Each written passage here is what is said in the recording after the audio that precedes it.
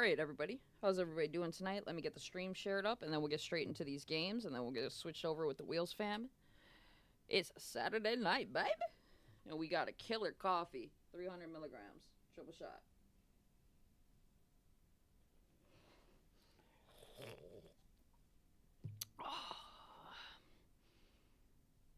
It tastes so good to be able to have a fucking coffee that has that amount of caffeine in it to wake me up.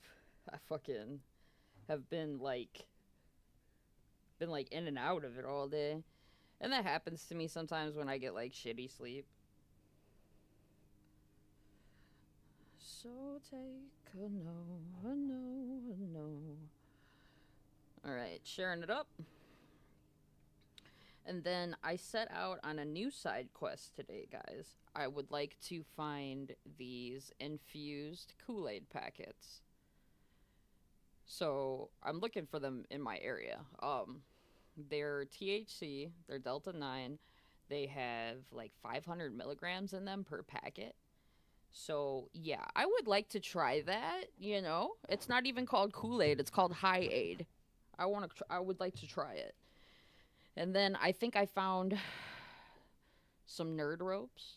And then what was the other one that I was looking at? I was looking at actual drops to like infuse your drinks. And then I was looking for like infused peanut butter and infused Nutella. I'm looking for like high levels of THC, like thousands of milligrams, because everybody knows that my fucking tolerance is like that. So like when I purchase a product like that, I like to be able to use it for a while.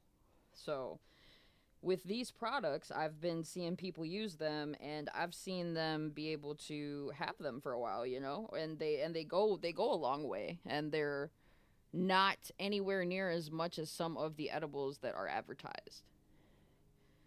There's some that are advertised that are like 10 times like lower in strength, and they taste like 10 times shittier, but they're twice in price. It makes no sense.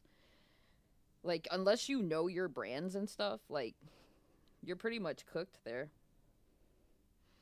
I'm thankful to know my brands, like, or to have explored as much as I have. I still have a lot of exploring to do. Don't get me wrong.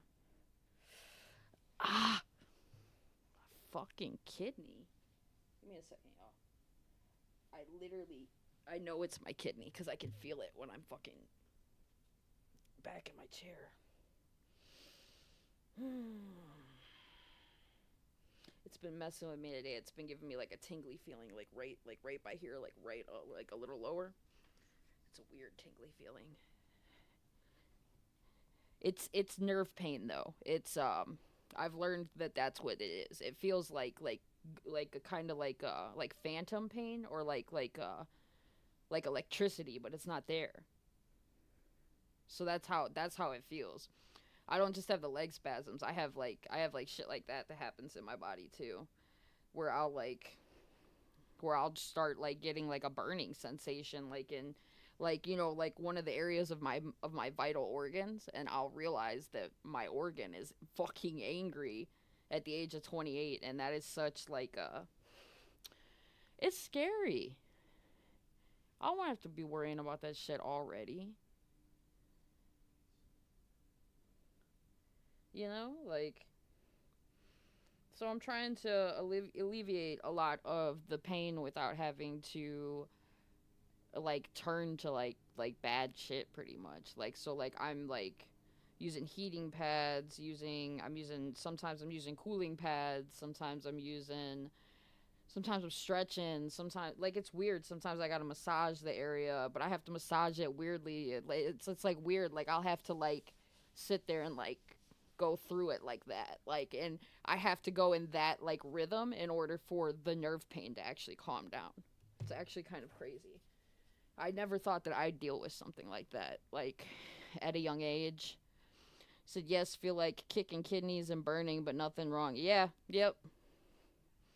That's there's nothing necessarily wrong with your kidneys, but they are struggling. That means that they're struggling to process whatever you're putting in them. Whether it be alcohol, whether it be sugar, whether it be Whether you're worrying about cholesterol at that point, fried foods, all that bullshit. So the burning is like when your actual organs are having a hard time doing what they normally do, apparently. So that's what that burning sensation is.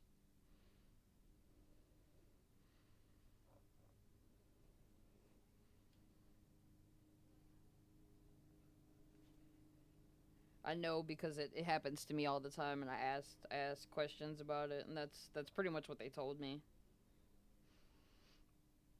And then sometimes I'll even get it in areas where there's not a vital organ, so then it's just a spasm in my body, like it's one of my organs inside of my body spasming, and we don't know, you know, like because like I can point it out to a doctor, show them where it's hurting me, show them where it's like ramping up or starting to feel like a burning pain, and if nothing's moving or nothing looks like it's hurt, nobody takes you seriously because there's no real way to manage that type of pain.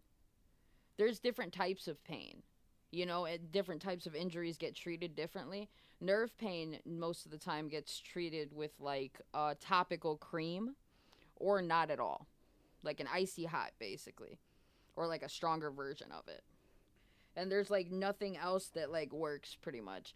The only thing that I found that personally works in for me is cannabis.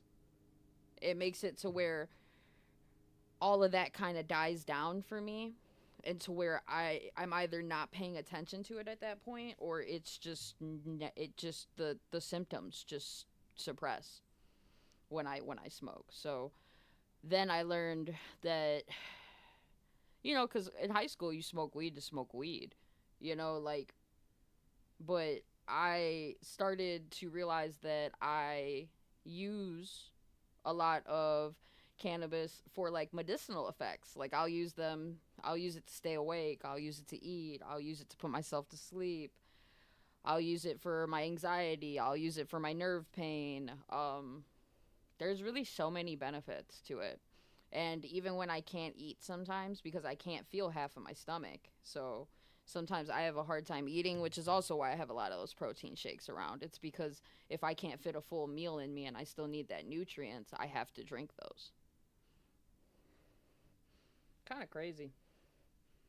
All right, guys, I'm halfway done sharing this up.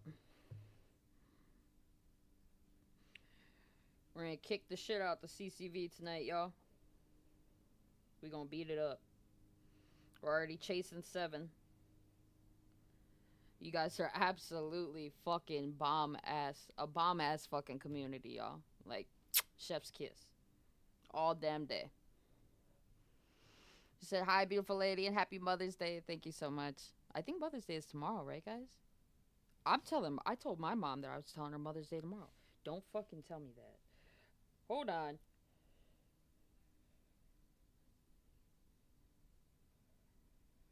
Not that one either. I don't need to close out that one either.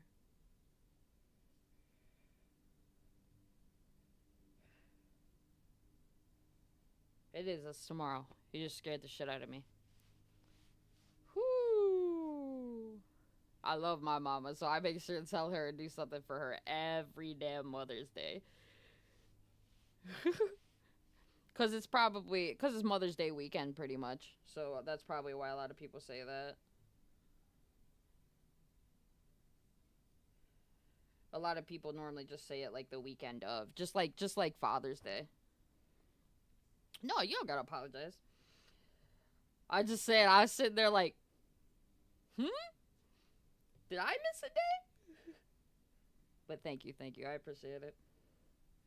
I'm not a mother to children, but I am a role model for my twin nieces. I do have 2 cats, and that's pretty much it.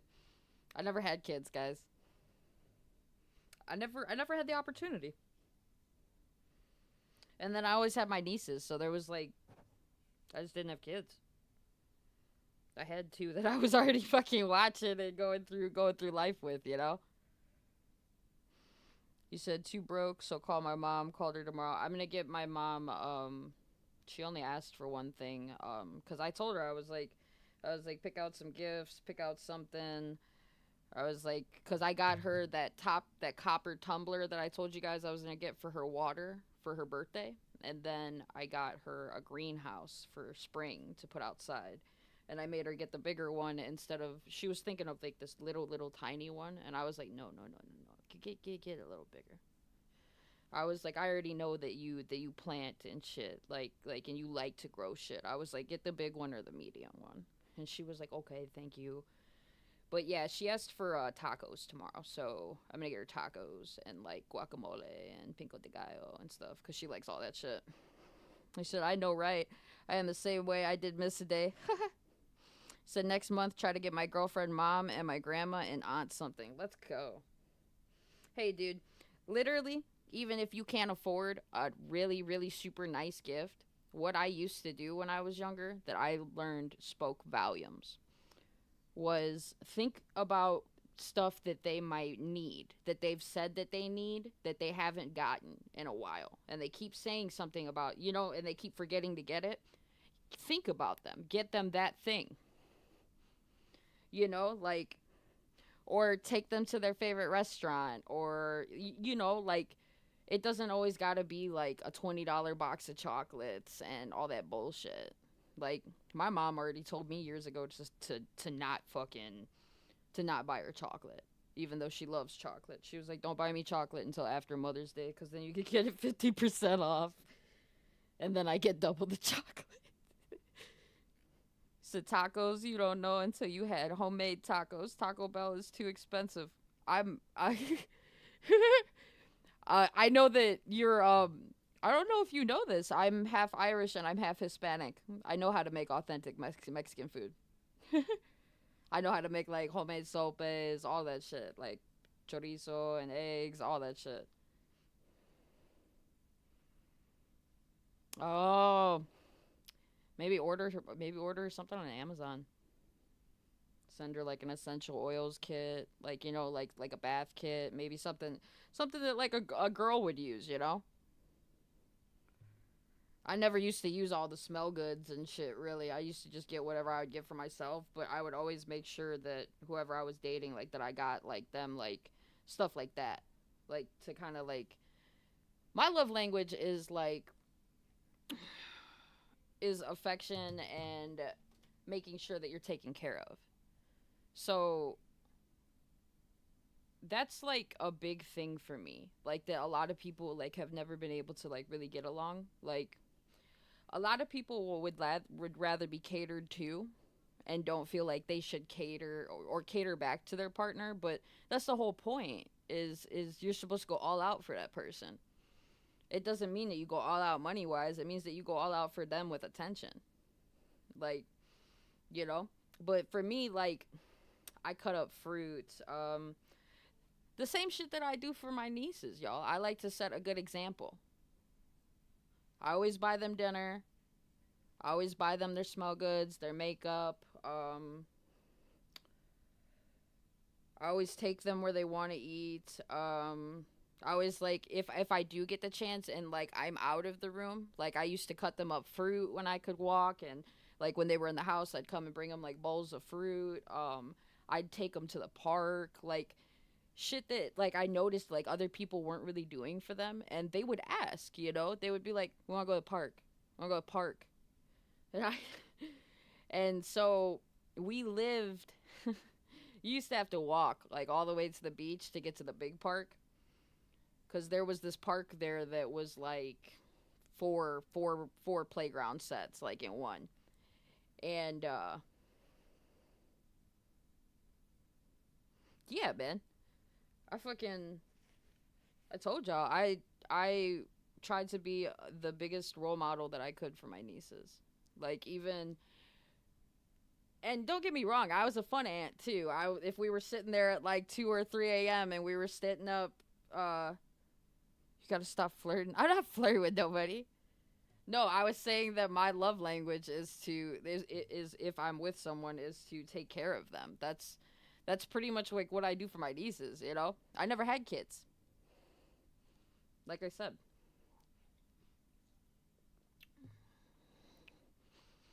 Said, speaking of your niece, always so polite. My daughter, she joined the stream, so is everyone else. I enjoy it. Yeah, this is the safe part of the internet that we've created. Oh, you want a dab?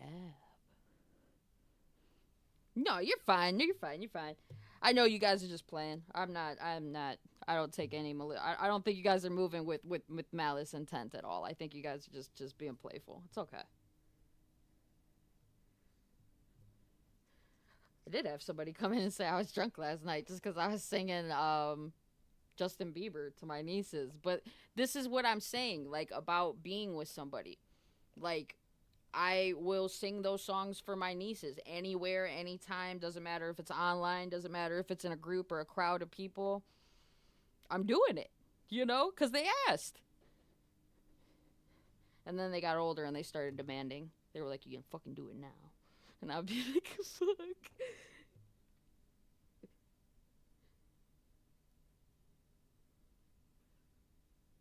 let me get this dab in there.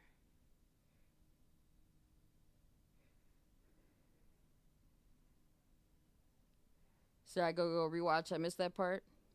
Which part? You gotta remember, I speak a mile a minute.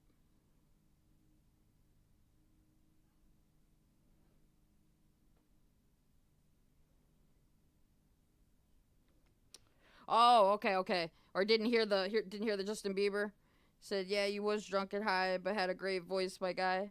No, I had been smoking. I had not even had a drink of anything when I was singing. I think I had had a dab or two too. I don't need to be drunk to like sing like that. And if I was drunk, I'd probably be tone fucking deaf. I have to be sober or just smoking like cannabis when I sing. Otherwise I can't hear myself correctly. And that bothers me. Because then my key's a little off and I don't like that.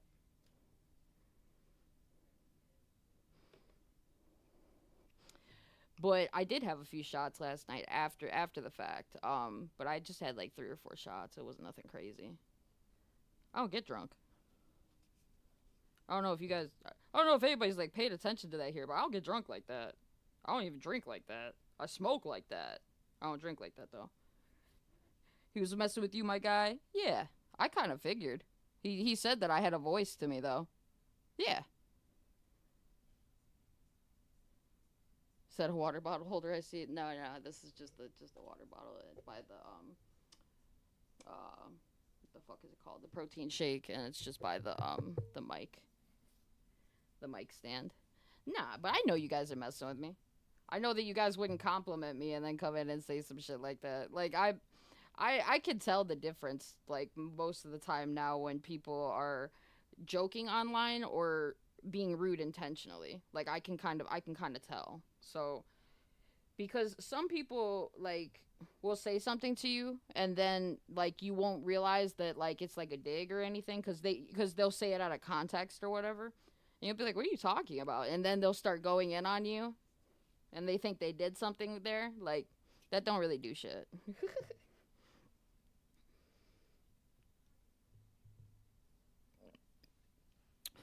No, but we only say stuff like that because ever since I set up this webcam at the beginning of 2026, I've had some fucking bullies in here.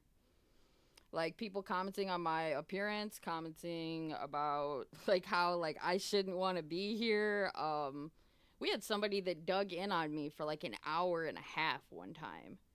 And I only had like 2 viewers at the time. Like I wasn't on the stream schedule yet, so everybody didn't necessarily know when to come and find me, when the hours that I would be streaming exactly at. They just knew that they could come basically all day and I'd be there. Cuz I used to stream pretty much 24/7. Now I stream like 100 hours a month. I used to stream like 300-400 hours a month.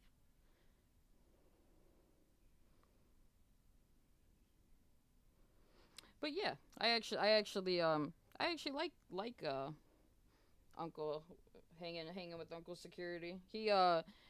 He came and he also made sure that he subbed on YouTube. He made sure that he came in with a few buddies and subbed on YouTube, which was super awesome of him actually.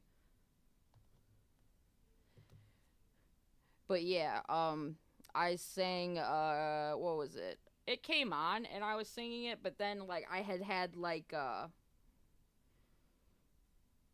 yeah, like it was closer to like 5 or 600 hours a month, but I don't want to say that and like people be like, "Oh, you're over exaggerating," but like I'm really not.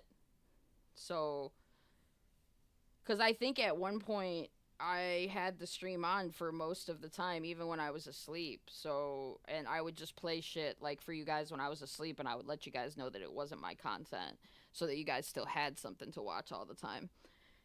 I gotta look how many hours are in the month because I'm pretty sure we used to stream between 600 and 700 a month.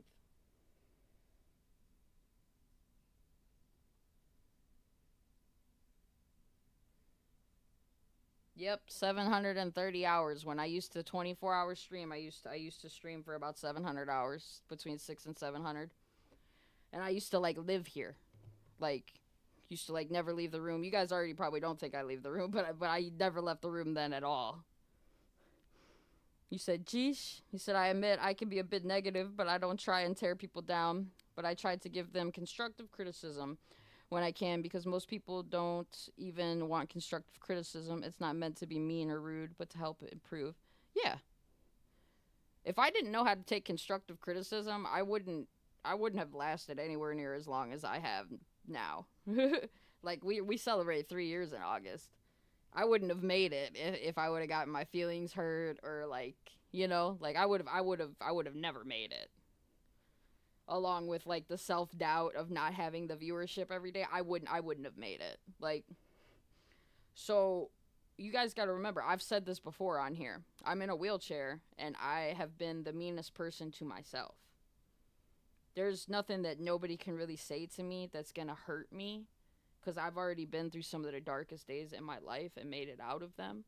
And I know what a real fucking struggle is. Like, it's not some troll on the internet. Like, I was fighting for my life in a hospital bed. Like, I fucking and went through fucking so much fucking shit where I felt like I wasn't even good enough to be a human. Like I wasn't even being treated like a human. Like more so like a piece of meat or an experiment for a while. It kind of sucked. And then when I first came home, I struggled a lot in my wheelchair. I struggled to be okay with having my disability. I wasn't ready for that at 21. Nobody is at any age. But at 21, I felt like my whole fucking life was over. I've never even been to a strip club.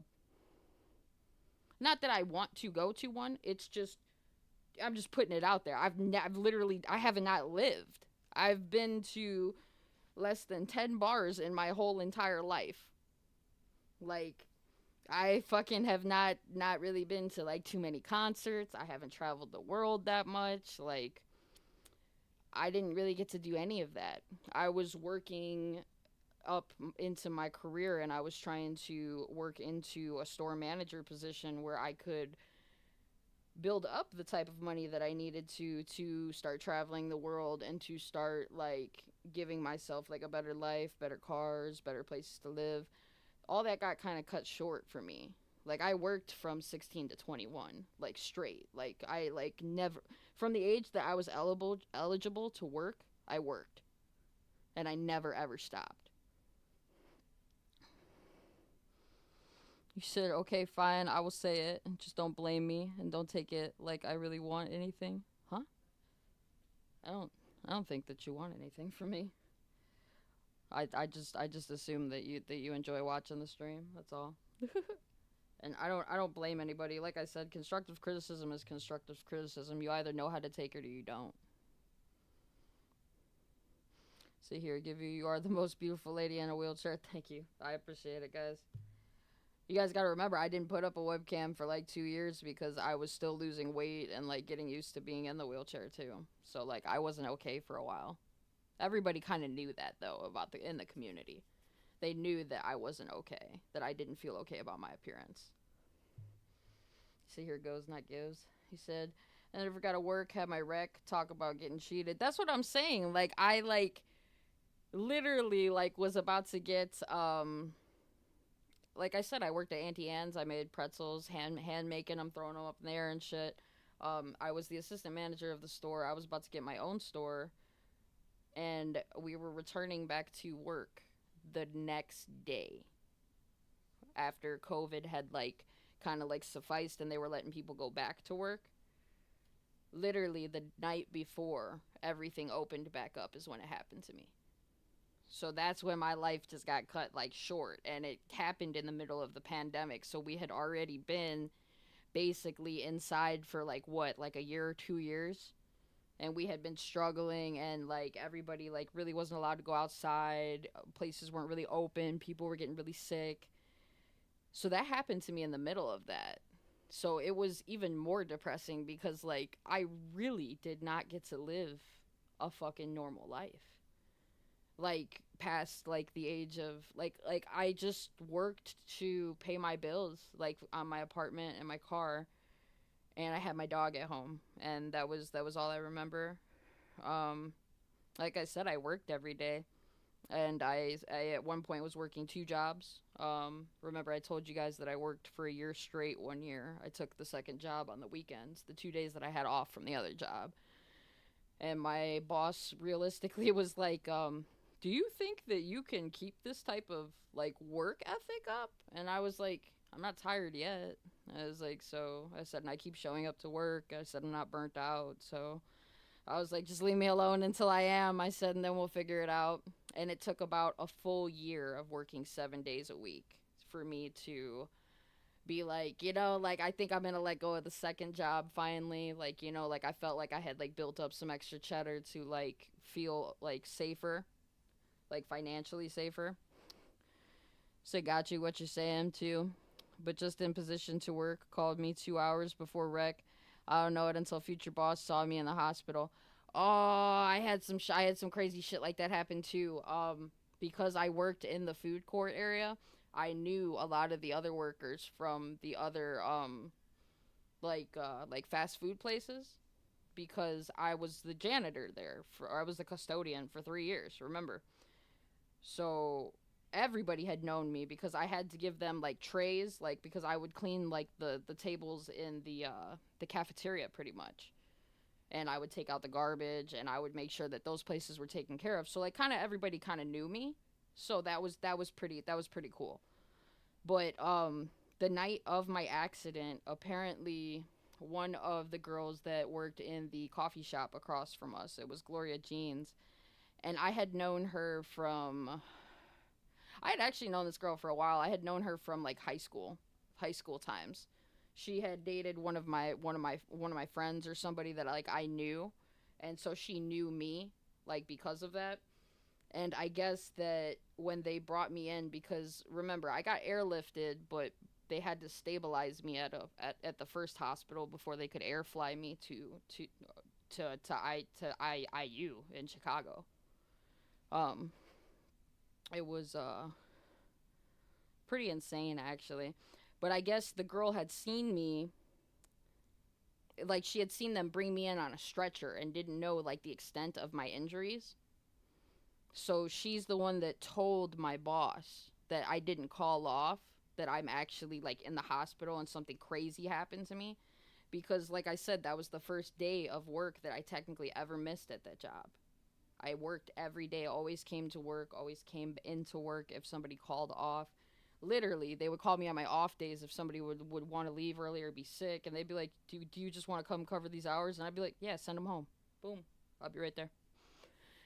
So they really, really loved me. So they, like I said, they tried to keep me after my accident. They were still considering like trying to like figure out for me how to work there pretty much, because our store was set up. It wasn't like an actual store. It was like a kiosk like in the middle, and some of the counters were already lowered. But if I was going to be in there for like an 8 or 12-hour shift, literally these people would have to move like around me and back around, because it was like a big square, and there was like a big counter in the middle where we would work, and then all the counters would be built around, and there was like glass that would enclose us. So I could still reach the register. I could still technically make pretzels, but I wouldn't have been able to move around properly without everybody else. And we were working with ovens there. We were working with like the mixer, the professional mixer. If that thing turned on and you had your hand in it, you were gonna lose something. Like, and a lot of people like I think the DM one day, because I had to call him. I was opening the store. Remember, I told you they brought me in before I was fully trained because they had hired that person that was stealing time. Um, and I didn't know about it. They just called me and was like, you know, you're getting promoted. You need to come in here. And I was just like, what? And they were like, yeah, you're gonna be the assistant manager of the store and then probably the store manager in the future. And I was like, what? I'm coming in right now. So then I came in and like I said, the actual lady that was the manager of the store really really loved me. Like, and it's because she had like knee problems and shit. Like, I seen her knee give out on her one time when she was trying to pick up something, and I fucking like took whatever was in her hand. I think it was like an 80-pound bag of like flour or something. I like ripped it out of her hands. I was like, get the fuck out of here. I was like, give me this shit. I was like, I'll go fucking carry it in the back. You know, fucking went and carried it. And she would always be like, you know, you don't have to do that. And I'd be like, nah, bro, I just seen your knee give out, and you're like 3 times as in age as I am. I was like, no. And she would just be like, but I can do it. I can do it. I'd be like, don't fucking do it, bro. So this woman really, really became attached to me. So when COVID happened, like I said, they pretty much like laid everyone else off except me and her. So me and her spent a lot of time together during that time. And I became one of her favorites because I never let her lift a thing. Just like I set that role model for my nieces. I don't like when I could lift shit, I wouldn't let them lift anything. I wouldn't when they were I'd tell them to go run to the car, I'd be carrying like 20 bags of groceries, you know, like I was never really worried about that. So my boss like really really loved me. So like she called me after I think it was like cuz I had to wait 3 days for the swelling in my spine to go down so that they could actually operate on me. Um I called her back. I remember calling her and I was just like yeah, I was like I got into a really bad car accident. I was like I didn't know the extent of my injuries, but I will never ever walk again apparently. And I was like apparently I my spinal cord is completely like it boom, like in half, like and had to be put back together with metal. And I could remember her crying because was she was like she's like I'm so sorry that happened to you. She's like, but you became my best friend. You became the person that I always wanted to call in, you know? You became the person that I could count on if my knees were really giving out, and you would be there for me. And I was just like I was taken back by that because like for a boss to tell me that, like most of my bosses had been playful with me prior to that or had like talked shit to me. Like the one at the pizza place, when I did work at the pizza place and I worked for the custodian and I did like the janitorial work. Um the pizza place that I ended up working for, my boss over there, she would always like be like, psst, go get me some fucking trays. And I'd be like, damn, girl. Be like, you better talk to me a little fucking nicer. I'll bring you goddamn trays, goddamn it. But she was just rough like that. She was like an older blonde woman. She was like really heavy on like smoking cigarettes. I think she drank. I could never really tell. But she was always doing some shit. So if you watch anime, I don't know if I'm too late or not, but don't watch King's Game unless you unbothered by the stuff they have to do in order to survive. That's not even right. I have no idea what that anime is. We got Tatum in the building with the emojis. And you said, hi, I'm new here. My name's hi as in hi, how are you doing? Comes back later.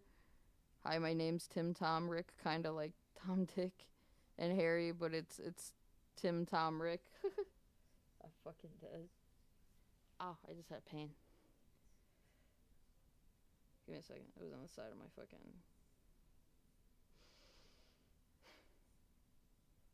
I'm pretty sure it's my back that's fucking doing it to me, or it's my rib. Because I have problems with my ribs because I cracked like 3 of them, like in the accident. I cracked two on this side and then one on this side. I didn't fully break them, and you can't really put casts around ribs, and they take a long time to heal. If you ever actually look up the healing process, if somebody actually snaps a rib or fractures one, look it up. It's fucking insane. They can't put a cast on you. They can't fix it like a normal bone. It's completely different. When they told me that I had 3 cracked ribs, I was like, oh fuck. And it legit took like a year to 3 years to fully fucking heal my ribs to where they weren't giving me like these fucking shooting pains like all the time. But every now and then I will still get one from the specific ribs that were cracked. Like I'll get like a pain there, but it won't last forever. But I guess that's how you can tell that I've actually fractured the bone, because that's where I have the pain. Is it's right where the fractures were. So yeah, guys, I'm super happy to just be alive every day, to be honest with you. So that's why I always say that when I'm here with you guys. I really do cherish every second here, because I could have not survived.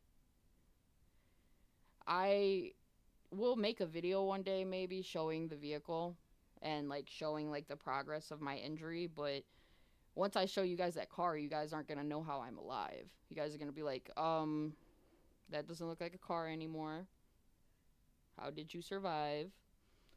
And the whole, and I keep telling you guys, remember, I got ejected. So when that pole crushed the side of my driver's side, it ejected me. And the pole actually, like, touched my body, because my left leg all the way down was black. And I'm not talking about purple, blue, green. I'm talking about black. I was so weirded out. I thought my fucking bones were dying. I thought my skin was dying. I didn't know what the fuck was going on, pretty much. And they were like, well, you must have gotten crushed in the vehicle before you ejected. They were like, if you would have fully gotten crushed, you wouldn't be alive, because the whole part of that car is just gone. Like where I was in the driver's seat, it's gone. And there are people that back then, when I did have that accident, they demanded to see those photos, and that's not how it works.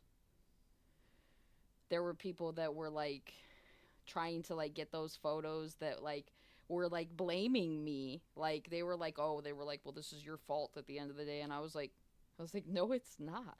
I was like, it's nobody's fault. I was like, it's a horrible situation that can happen to anybody. I was like, literally anybody. I thought that I was never going to be in a wheelchair. I was 21, had my whole life in front of me. That's why when I actually speak to younger individuals now, and I tell them not to fucking do dumb shit like that, some of them will act like, oh yeah, like I don't need to be told, blah, blah, blah. I already know everything. And I'm just like, that is the exact attitude I had that got me here. That made me feel like I was just safe everywhere. Like, you're not. That is just the 100% truth of that. It can happen to anybody at the lick of a turn. Like, it is a bad and horrible situation that happens all the time, every day to people, and it changes and destroys futures and lives. And it changes them. So my grandpa's truck looked like melted pieces. Gas literally burned half off. I flew out truck door. Yeah, like, I was about to say, like, you got to remember, like, once I was ejected, I lost consciousness when I was up until the hit. And then I felt this crazy amount of pressure. And then I felt myself, like, in the air. I don't know how to explain it. Like, I felt like I was flying for a second. But I wasn't fully conscious because I had just gotten, like, knocked the fuck out. And I had landed like 10 feet from my car. And when I landed on the ground is when they assumed that the break happened, because I fucking probably flew at least 10, 15 feet in the air and then flew like 20 feet and had an impact. And you gotta think, even if I was going, I think I was going like 35, which is the speed limit. Even at that speed, you're still going 100%. Like, you may not get hurt as badly if you're going a little slower, but no. 35 miles an hour was all it took, and my spinal cord literally was separated. And they assumed that, because there was somebody else in the vehicle with me, and they got trapped inside the vehicle. And I remember trying to get up to save them, and I couldn't feel anything. And I was like, fuck. I was like, I can't feel my legs. I was like, and then the realization set in real fast. I was like, I don't think I'm ever gonna walk again. I was like, I think that this just ended up in a very fucked up situation. I was like, I'm supposed to be able to work tomorrow. I was like, I'm not gonna show up. I was like, I'm not gonna be able to make it. I was like, I can't even feel my legs. I got the glass, blood, everything in my face. I got fucked up bad. You guys gotta remember, there's still glass on my face on the side that I have to go get removed soon. I don't really speak about my accident much, but when I do, I like to be able to tell you guys 100% like what I remember and how it kind of like went, because it's an absolutely insane story. And then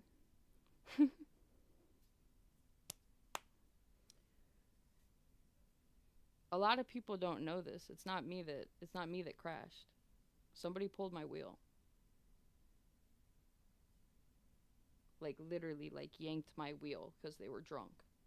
I went to pick them up so that they could go sleep on my floor so that I could go to work in the morning. It was a family member. Got upset with me, got super angry, and ripped the wheel. And I tried to fucking get us to stop swerving, and we flew into a gas station sign, and that's how I went flying out. And then the police tried to jail me after that, actually, because they thought that I tried to kill the other person, that it wasn't the other way around. So there was a warrant out for my arrest. And I remember having to go in, and so they were trying to charge me with hurting this person, my own family member. So they told my family member, you either have to write a disposition saying that you are the cause of this, which my family member was willing to do so that I didn't face jail time, because I didn't fucking do it to myself, and on top of that I was sitting in a fucking wheelchair. But the fucked up thing is, the police did drag me to jail for that warrant. And I told them that I would fully come in for it, handle it, because there was nothing I could really do about the situation, because I couldn't really defend myself, and I couldn't speak for myself. So I had to spent like 5-6K on a lawyer. They had to go do all the fucking talking for me. And because I was disabled, we found out that when they did put me in the jail, they put me I hate the system. There were 2 medical beds open for my condition to put me in. They threw me on this concrete slab, and I fell off in the middle of the night, and they left me laying on the floor the entire night, even though I was asking for help, because I couldn't. I didn't even know how to move around in my wheelchair yet. I didn't know how to do anything. I had not been trained. This was literally like a month or 2 after my surgery.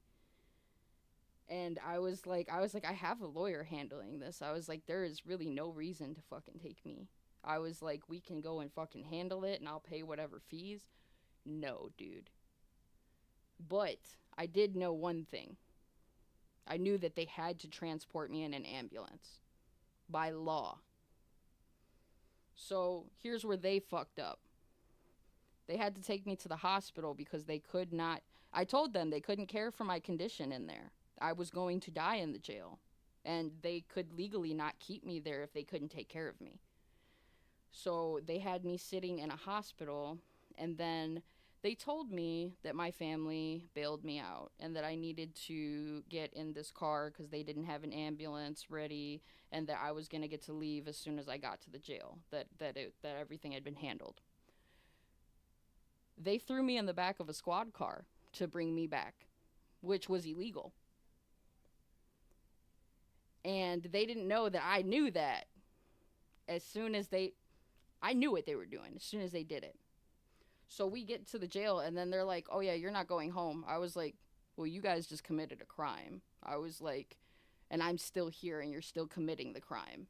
I was like, "So something has to get done now." I was like, "You just threw a newly disabled, injured person into the back of a squad car illegally when you know that the ambulances were literally there at the hospital, and they were able to take me back." They just were trying to cut corners. It was so stupid. But because of that, they had to let me go home because they broke the law. Don't get me wrong. They had me in there for technically breaking the law, but I didn't do what they had accused me of. So I literally had to get that all ruled out. Like that it all did get straightened out in the end. Don't get me wrong. It all did get straightened out. But I did go through all that bullshit. Like, and I did have to go to jail in a wheelchair. And they still put cuffs on me, knowing I can't run away. They put cuffs on me in the hospital too. And I looked at them and I was like, "Are you serious?" I was like, "I can't even get up." And they were like, "It's procedure, it's policy." I was like, "Okay." I was like, "But I literally have a severed spinal cord." I was like, and I need to be able to reach like drinks or like if I'm trying to reach medication or trying to hydrate myself or trying to brush even my teeth. Like the nurse got mad at the officer and was like, "Take those fucking cuffs off her now." And he was like, "Oh, she can become combative, blah blah blah." And they were like, "Well, she hasn't. Take the fucking cuffs off now." Like I had a nurse that was going crazy, cause like she came in and she was like, "You said what the fuck? You was in a wheelchair? Was you doing out roll a police car?" They weren't supposed to put me in there. They basically tried to trick me, and then I found out that that was illegal because I got to talk to my lawyer, and he was like, "They put you in the back of a squad car to bring you back to the jail," and I was like, "Yes," and he's like, "Oh, you're coming home." He's like, "That's illegal as fuck." He was like, "You're coming home tonight."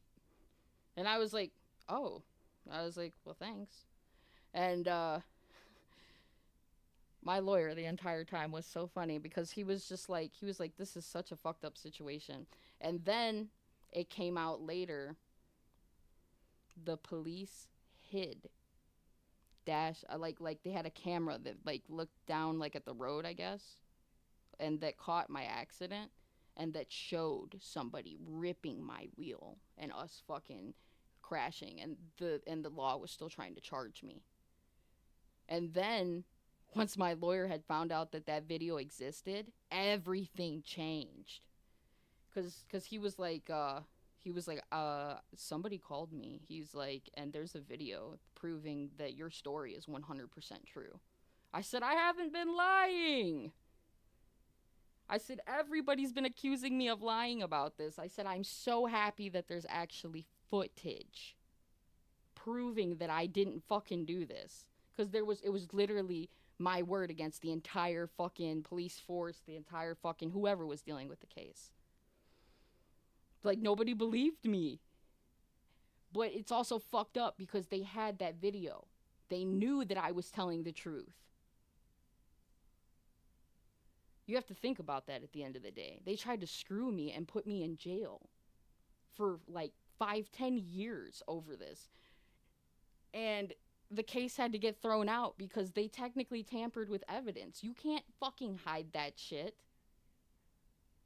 You can't hide a fucking video like that if you guys know you have it. It's illegal. So everything changed after that. And I was not charged. I was let go home. I handled everything. My lawyer said I handled it really well. He said that he didn't know of anybody that would have handled it as well as I did, because I was fucking pissed when they actually brought me to the fucking jail. They were like, "Stay right here," and I was like, "I'm in a wheelchair. Where the fuck am I gonna go?" They literally handcuffed my hand to my wheel so that I couldn't move around the jail, so that I couldn't go to tables, so that I couldn't try to go to a bunk, so that I couldn't like move around. It was fucked up. So they were like borderline like abusing me. Like it was really fucked up. And then once they put me back in the pod and I had to wait for my lawyer to like figure all this shit out. Um I remember finally making it up onto the concrete slab, like figuring it out. And I was so exhausted. Like I knew that I could have gotten my ass whooped. I knew that I could have gotten killed. I knew that I could have gotten stabbed, anything, beat up, like anything. But I had to sleep. And I woke up with, because they wouldn't give me a blanket either. And they're supposed to give you a blanket when they send you in there. And I hate them. I hate them so much. They gave me a jail shirt and they took my pants. So they left me in boxers.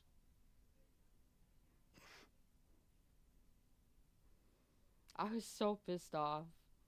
I was like, this is so wrong to do to somebody. I was like, this is so degrading to do to a human being.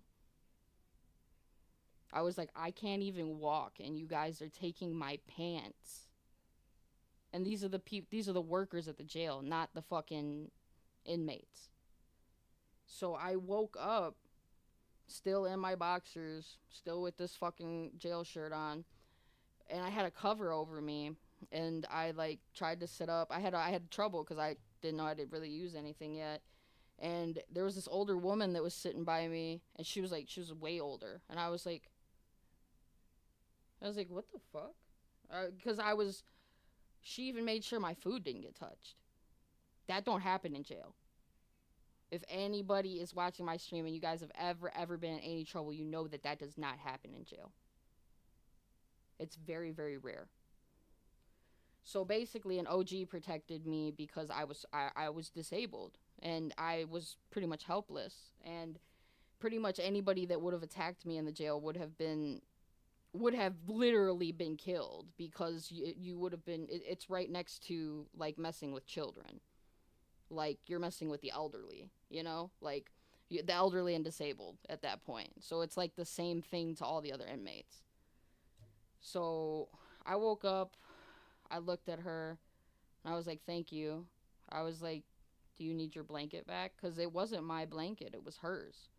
And she had just made sure that she had her legs covered up, and she was sitting there reading a book, and she had me up on the side, and she had me all covered up, and she had my food like right next to me on the thing. And I remember falling back out of it, and I remember her like cussing somebody the fuck out because like they tried to touch like my stuff. And she was like, if you don't put that shit down, I will hurt you. And the person like threw it down, dude. So this old lady must have fucking meant business or did some shit. I don't know nothing about her. Like they were like scared of her type deal. So like I didn't know what the fuck was going on. I was just waiting to go home. And then I had to stay in the pod for like another night, and the woman that had been there, that had been like watching over me, she had to go to court, which is why she was there, because she had come from upstairs in the jail. They bring them down to go to court. So she was down to go to court, I guess, and she left me with her blanket. Like she was like, I'm gonna leave you with this. She was like, I can get another one upstairs. She was like, the fact that they have you in your boxers and stuff, and like they're not letting you cover up, is really, really fucked up. They were like, this is why a lot of bad shit happens here. And they were like, this is not right. They were like, obviously, we're not going to let anything happen to you. And then like I said, I had to stand there another night, and then I had to deal with somebody trying to steal my fucking food. Like, the last night that I was in there, it was like my dinner or whatever. And I can't chase after nobody anymore. I can't defend myself. I couldn't do anything. So, like, when they took the tray away from me, like, I, like, was like, I was like, I'm supposed to be going home tonight anyways. I was like, enjoy your extra chicken sandwich. I was like, you probably need it a lot more than I do if you're still going to be here after tonight. And that person was still going to be there after tonight, was serving like time, didn't care about taking somebody's food. But yeah, fucking I definitely, like, they told me they were going to beat the shit out of me if I didn't give them my food, which was crazy. Cuz I was like, I don't even want half of it. I was like, I can't even eat it. It's making me sick. The food here is making me sick. I was like, but the fact that you're trying to fuck with somebody that's disabled is fucked up. I was like, so fucked up on a different level. And then I guess there were some people in there still in the pod that didn't really agree with that. So I guess I'm getting ready to leave, right? They're getting ready to. There was some people that like helped me into my wheelchair. Like the inmates are helping me, you know. Like this isn't like the actual staff of the facility. These are the actual people helping me. Help me back into my chair, and then I was getting ready to leave because they called my name, and the person that stole my food before I left, the person that helped me back into my wheelchair, I thanked them or whatever, and I went to wheel out.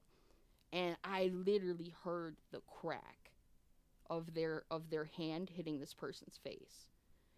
Hit the girl right in her fucking face and was like, what are you, what do you want to join the fucked up club, you know? Like, they were like, you want to fuck with elderly disabled kids. I was like, they were like, it's all the same shit, and like just start beating the shit out of this girl. And I can't do anything. I'm just fucking I left. Because I literally can't do anything. Like, and it was just a crazy experience. Like, and then, like, don't get me wrong, like, I could still defend myself with my hands, but like I wasn't trying to be in there longer. So like I wasn't trying to fight. But this person that took my food was trying to fight. They were serving a lot of time and did not care. And I guess the person that helped me into my wheelchair was too. And they just, when I say I have never heard the crack of somebody's hands hitting a jaw and like hearing the jawbones like pretty much snap is what I heard. It was crazy. I was like, I turned around because I had heard. If anybody's ever broken a bone, you guys know what the fuck I'm talking about. That snap that you hear and you feel. I heard that, and I heard the actual bones cracking in the face. I was like, holy fucking shit. I was like, I need to leave. I was like, I need to get the fuck out of here. I was like, I am not fucking built for this shit no more, man. Like, and left and got to go home because of what they did. So I had a whole fucked up situation that happened to me when I did get disabled, guys, and I did go through like I said, I went through some of the darkest days in my life and made it out on the other end of it. That's why when people try to bully me, I don't give a fuck. Like, they're not hurting me. They're literally not even touching any feelings that could get hurt. Like, I already had people that treated me like I wasn't a human being and told me like I shouldn't want to be here and all that crazy shit. Like, I laugh about it now because I realize how everything happened, because I didn't realize that was what was happening at first. I was very, very out of it. I was in a lot of pain, and I was still passing out from the pain a lot because I had just had a fusion in my spine, and I had literally still had the surgical tape, and the scar was still fresh. It could still get split open easy. And I would have to go straight back to the fucking hospital, or I could possibly die if that gets exposed to too much oxygen. because the organs will start to, the spine in general is very, very, very, very important in medical science. Like, if you fuck with that, literally, if you mess, like, say, like,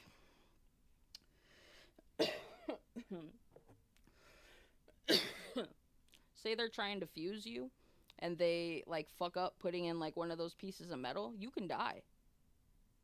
It can make your whole rest of your body unstable, your heart unstable, if your spine is not taken care of or fused and put the proper pressure on. Like, you can die. So I guess that's why they had to wait 3 days to operate on me in the first place, was because when I got in there, my actual spine, they knew that it was severed, but they couldn't do anything about it yet because it was so swollen. And so I had to lay in the ICU for 3 days with a broken back. And I had to be awake for those 3 days, and I'm laying literally there with a broken back. Like, they couldn't operate on me yet. So what the fuck am I supposed to do, you know? Like, so they're sitting there, they have me on meds, and then I had to, like, be, like, on this thing, like it hurt like a motherfucker, because it was the thing that they put behind you for x-rays. They just left it back there because they had to constantly keep coming in to take x-rays for me, and moving me up and down was literally playing with my fucking vitals, like my life, like, because my body was trying to die at that point, because, like, the injury couldn't be fixed, you know. So, like, when you're laying there, like, your body's laying there in survival mode. Like, those were some of the worst days of my entire life. And I, like, say that with, like, my whole fucking chest, because, like, you really don't know pain until you go through something like that. I thought that I knew what pain felt like. Like true, like, agonizing pain. I had been through a lot, like, going through, like, my, like, teenage years and shit, and I had scrapped, like, quite a bit. I thought I knew what pain was. That night, those 3 days, they gave me a whole new meaning to what pain was supposed to mean for me for the rest of my life. Yeah, it's called an X-ray. It's an X-ray plate. So they had to. Okay, so, and then they also had to take me, like, once they had actually done, like, the fusion and stuff, they came in the same day that they did the surgery and tried to sit me up. And I remember these two Filipino physical PT nurses that came in, and they were I don't know if they were twins or whatever, but I think they were. They were like sisters or something. I was so tripped out. And they were like, "We're going to set you up." And I was like, "You guys are going to set me up." Because they're like 5 feet. I'm 5'3", so I'm still short. But I'm looking at them like, the fuck are you gonna do? I can't even fucking get my body up off the fucking bed. What are you gonna do? So one of them gets behind me, and she puts her hands like this on my back so that I'm not feeling like anything like hard, or like any stupid pressure, like, on any of the areas. So they lifted me up, I guess, to see how it came out, because technically humans did my surgery, but technically it was done by a robot, because of how swollen my discs and my spine and all of the injured area was. They had to go in with an actual robot and do the surgery. They didn't do it with a whole bunch of surgeons. It was like a whole bunch of surgeons using, like, robot machines to basically, like, make sure that I lived. And then this has also been the first time that I was under, like, crazy anesthesia like that. I guess I was cussing the guy out the entire time that he was fucking operating on me. So I wake up, and this guy's like, "Get the fuck out of my operating room." And I'm like, what the fuck are you talking? I'm like, whoa, what the fuck are you? I'm like, why are you so aggressive? And they're like, "Oh, you've only been screaming for the past 3 days, blah, blah, blah." And I'm like, I have no recollection of this. I'm like, so if that did happen, we need to go look into this now, you know? I said, because apparently there might be some other issues then. They really did not take me seriously. They thought that I was just fucking screaming to scream. I was asleep when this would happen. When I was awake, they would come in and realize that I was awake, and they'd be like, "Oh, you're awake." They'd be like, "You're real quiet now," and I'm like, "The fuck is that supposed to mean?" So like several people had told me this, and I'm like, so like one of the people that came in to check on me, I was like, "Why is everybody so fucking angry with me?" And they were like, "I don't think you've ever been under anesthesia," which is what I tried to tell everybody. They were like, "You cussed out the surgeons." They were like, "You've been doing nothing but cussing out the staff. You've been screaming in your sleep." Like, and I'm like, "So I'm having night terrors? Like PTSD?" And they're like, "Yeah." They're like, "It has to be because we thought that you were doing it on purpose at first to try to get us to come in here to move you or try to give you some relief." And I was like, but even if I was trying to get relief, I'm like, you guys were ignoring me. You guys were ignoring trying to give me relief in that bed. Like that's what came into my mind as soon as she said that. I was like, yo. And then so she had told me that pretty much the entire staff on that floor like wanted to move me because I wouldn't stop screaming in my sleep. And I said I have no control over it because I didn't know that I was even doing this. So a lot of people just got super super angry with me for a long time. And I wouldn't ever understand why. And then once they told me, I knew. And then when people were shitty with me, like after that, like I think the surgeon came in to check on me and he was just like, "Yeah, he's like, you cussed me out the entire time." I'm like, I just went through the craziest trauma of my life. I'm like, I needed help and compassion here in the hospital. I said, "And you're mad that under anesthesia, while my body is severely injured and I am disoriented." I said, "You're getting mad at me for something that I can't control." I said, because I genuinely tried to stop. I did not know how to stop this, but I would even try to stay awake for as long as I could so that I wouldn't be a nuisance to them. As soon as I fall asleep, though, no, I just start screaming. And I had these night terrors all the way until I came home. I still have them sometimes. They're just not as anywhere near as bad. My nieces know about them. They've heard me before. But I used to have similar dreams from my childhood of growing up in Chicago. I used to have similar dreams throughout my teenage years. Like I used to feel that like throughout my teenage years. Like I used to wake up like I had been crying. And apparently it's because my body was coping with the trauma that I was going through on the daily basis from being in that shitty of an area with all that crazy shit happening like cuz Chicago like certain areas of it are like a war zone. And that's no exaggeration. Until you get to the downtown area, everything is like a war zone on like the east side, the west side, and the south side. It's all fucked up. And then the north side is nice, but once you go too far north, you're back in the hood again. You're back in another war zone right before you get out of Illinois. So I used to have these bad dreams back then too, and now that I don't really have them that much anymore when they do happen, it's kind of different now. Like I think I scared my mom, like I think it was like last year or some shit. Or I think I scared my nieces too. I apparently I had been having the night terrors again, but I was like beating on the wall because like but I didn't know that it was just like me just like being like in pain and my body just like hitting itself basically. Like so like I like was trying to like prevent that so like that I didn't injure myself like after the disability on top of that. Such a fucked up situation and scenario, guys. I went through so much shit.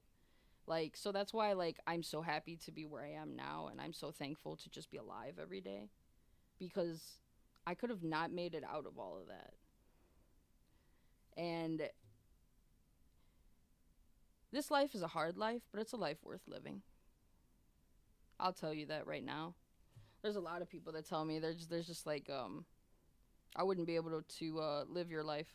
I would take care of myself. And I'm like, that is not something you say to somebody that is trying to figure out how to navigate this new life. Like, nobody needs your shitty fucking input on top of that. Like, because that's not what you say to somebody.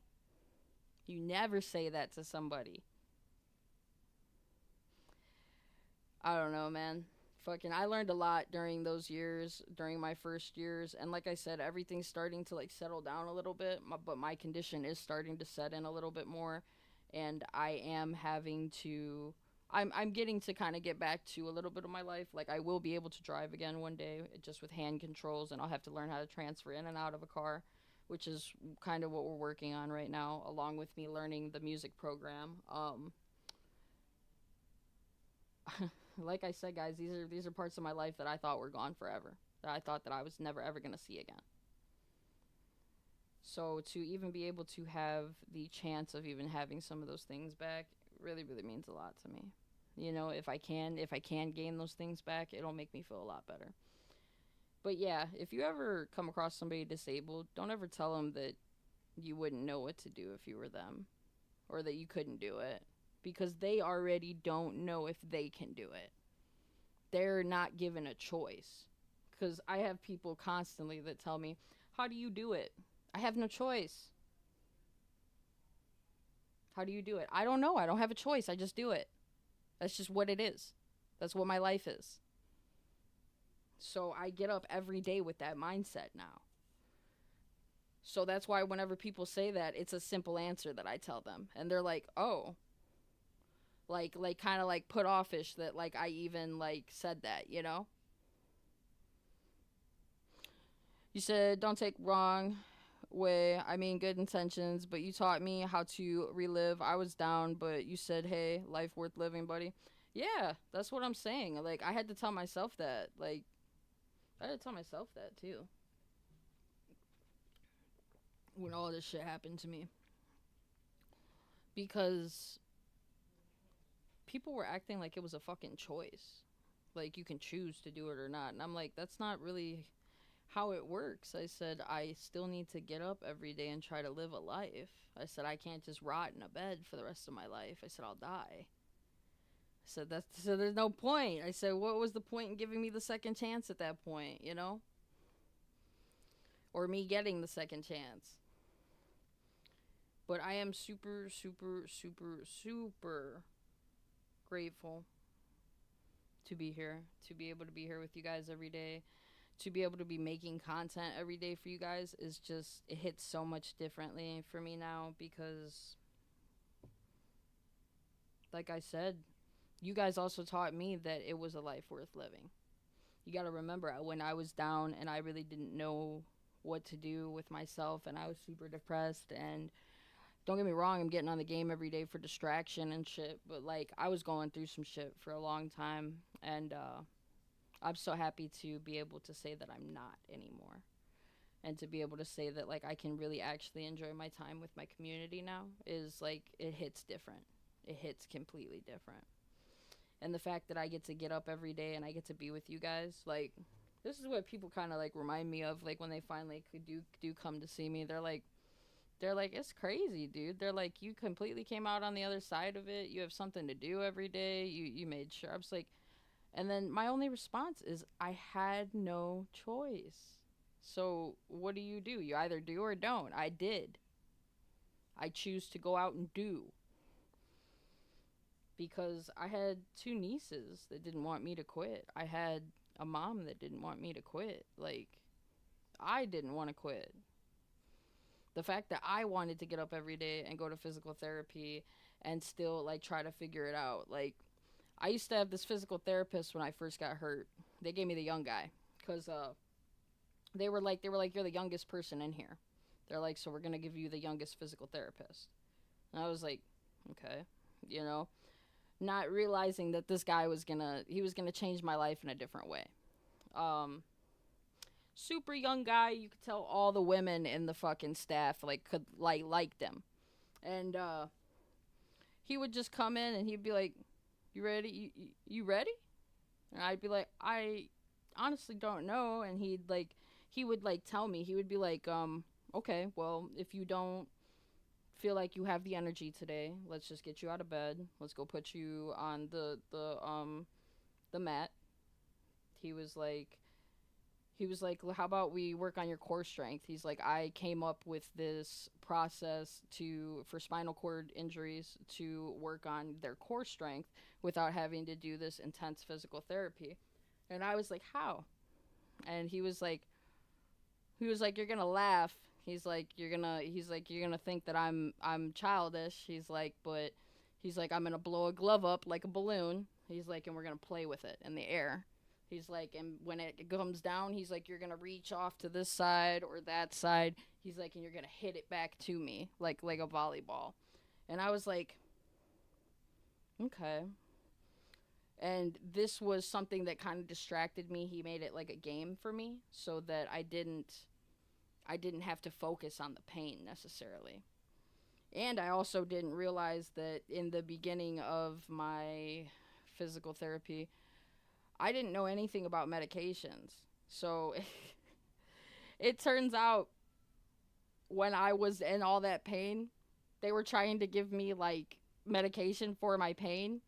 And they were just like, "Do you need this?" And I'm just like, "No, I'm okay." And like, because I didn't know, and I didn't know that that would give me like some relief while I was doing my physical therapy. So it was so funny because like the doctor, he would be like, "Well, you're not taking this," and I'm like, "I don't even know what it's for." I'm like, "I don't know what any of these medications you put me on are for." And then I started having like panic attacks, like panic disorder slash PTSD slash CPTSD to the max. Like I went through a lot of different stages. So I've come a very, very long way. That's why whenever people have something to say to me or anything like that, baby, I've been revamping this system ever since I got disabled. I take constructive criticism. I fucking I fucking do so much. You guys have watched me grow so much since the first stream that you guys ever met me on any platform. You guys have seen me do 10 times fold in work since then. I not only do the gaming content, I'm learning how to make music. I do the Wheelz fam hangouts. We do the trips. We play the different games. We have a stream schedule now. The community is growing on all different platforms. The streams are now, the CCVs finally starting to get there. Like, it took a lot of hard work to get to where we are, and it still feels like we're just getting started with everything, to be honest with you. We're about to celebrate 3 years, and I literally feel like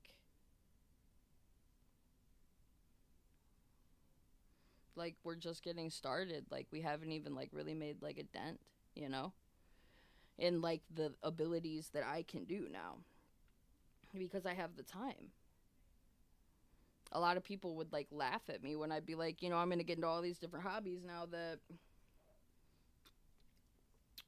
I don't have to now that I can't work anymore and now that I'm pretty much disabled. I said I'm going to find a way to make it work.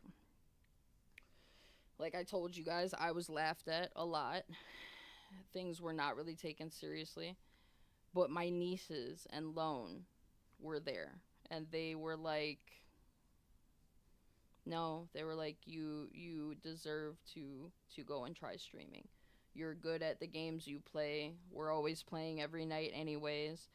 They're like you need to go out and try this. If all these other jobs and you can't work these other jobs and nobody wants to hire you. So be honest, with you, glad we had just time, relaxed chat like that before gaming, be honest. Yeah, so that's the other reason that I've started to just put on like the just vibe, the just chatting, smoking and vibing. I'm still gonna end up taking this dab and I'm still gonna end up starting the game. But we might not go into Pragmata first anymore. I'm gonna see if the kids are ready. Give me a second. Because if they're ready, I'll just do that. Because if I'm gonna stay awake tonight, I might as well just play Pragmata late until the viewage like dies down, and then do the games that I can with them while they are awake.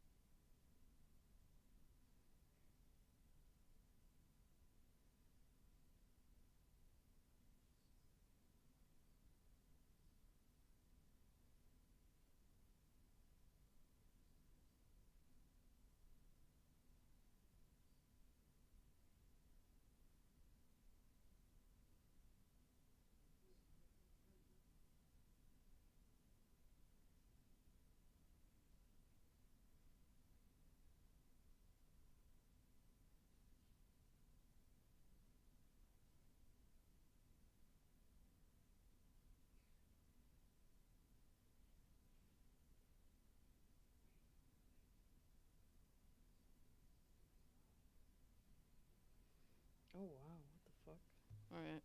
Give me 1 second, guys. And then I might need to go and put a different shirt on and hoodie because I'm getting fucking hot. I normally don't get hot like that. I'm normally able to be in here all fucking night.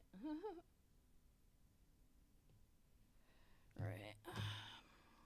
Alright, I'm going to start up some Fortnite first because...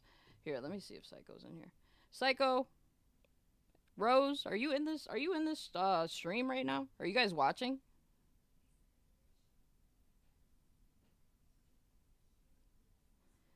Psycho and Rose. Psycho and Rose.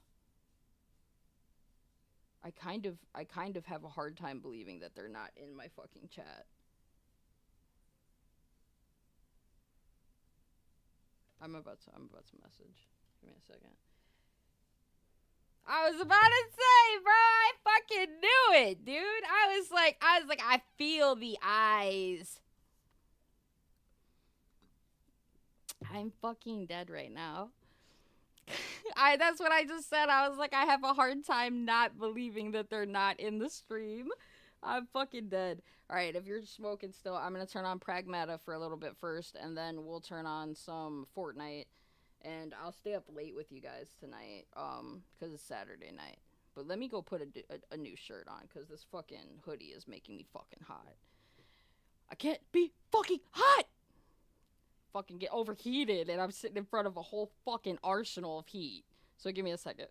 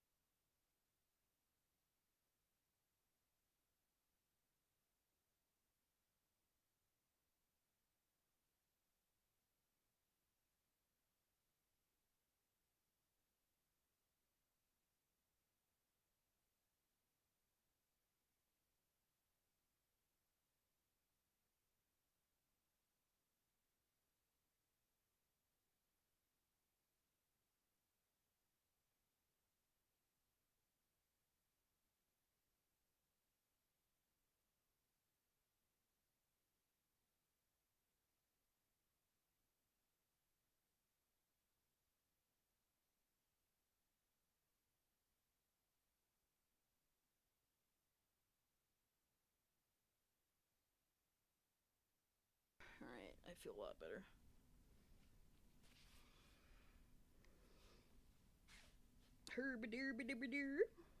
Alright, I feel a lot better. Way, way better. Seriously, you guys. You see my Carmen shirt? A fucking...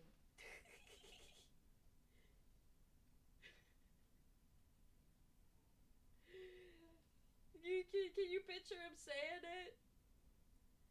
Seriously, you guys. Fucking Cartman, bro. Alright, let's get into some Pragmata. fucking hot over here. Ow, it's on my eye.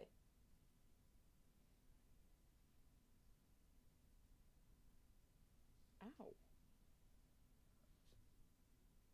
It's hard to like when you guys see me like being like weird about like rubbing my face, it's so that I don't harm where that glass is in my face because I don't want to press it up against any of the nerves in my face.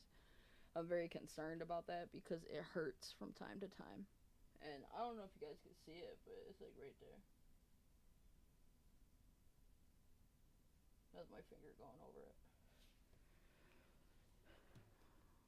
But you can actually tell that it's there. Like I think I think Psycho and my nieces have felt it in my face, and I'm just like, because we were trying to figure out if it was actually glass.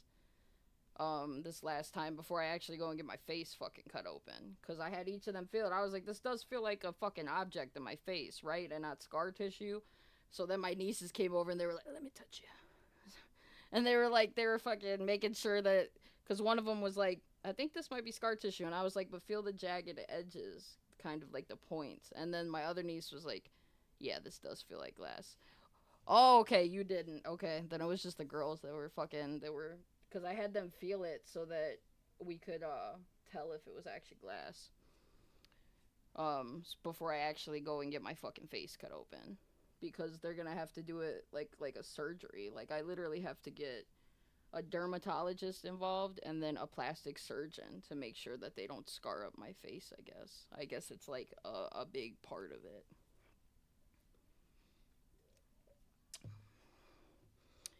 And they're also concerned about pulling it out of my face and it already having like its own encapsulated, like, because most of the time your body will build like stuff around objects that aren't supposed to be in your body or push them out of your body so they don't harm you. So it's got like it's built like a sack around it, like of skin that's protecting it. So they have to cut that open and then get, I think it's a piece of glass or a piece of gravel. Um but they're gonna get it out of my fucking face because it feels weird to lay on, and every now and then my face will hurt, and it feels like there's something sharp like cutting me on this side of my face. So I'm not really with that. I don't really like that. It's not really my cup of tea, you know what I'm saying? I would like it gone. Considering like I do have a tattoo here, I am not gonna get a tattoo over here, but I still would like to be able to get something up here, maybe, that goes off into my actual hairline. Maybe like an animal or something, like coming over my ear or like coming like out of right here on the other side. I'm really, really considering it. Or putting like the yin yang and the fishes, the koi fishes somewhere. And then I'm going to get, instead of getting a full neck piece that's going to go from here all the way down, it's gonna be like 3 or 4 different pieces. So we're gonna smack one right there, we're gonna smack one right there, smack one right there, smack one in the back, and they're all just gonna go together. I don't know what I want right here yet. Um, I've gone through pictures of people that put swords, people that put like a whole bunch of different shit there, but I need like a big piece. So I also would like a Medusa tattoo, like down the line. And we've thought about putting it right fucking here. And just having her, like, whenever you look straight at me, like, you would see Medusa's face, like, down. And you would see, like, all the tentacles come around. And then it would come around into the other pieces.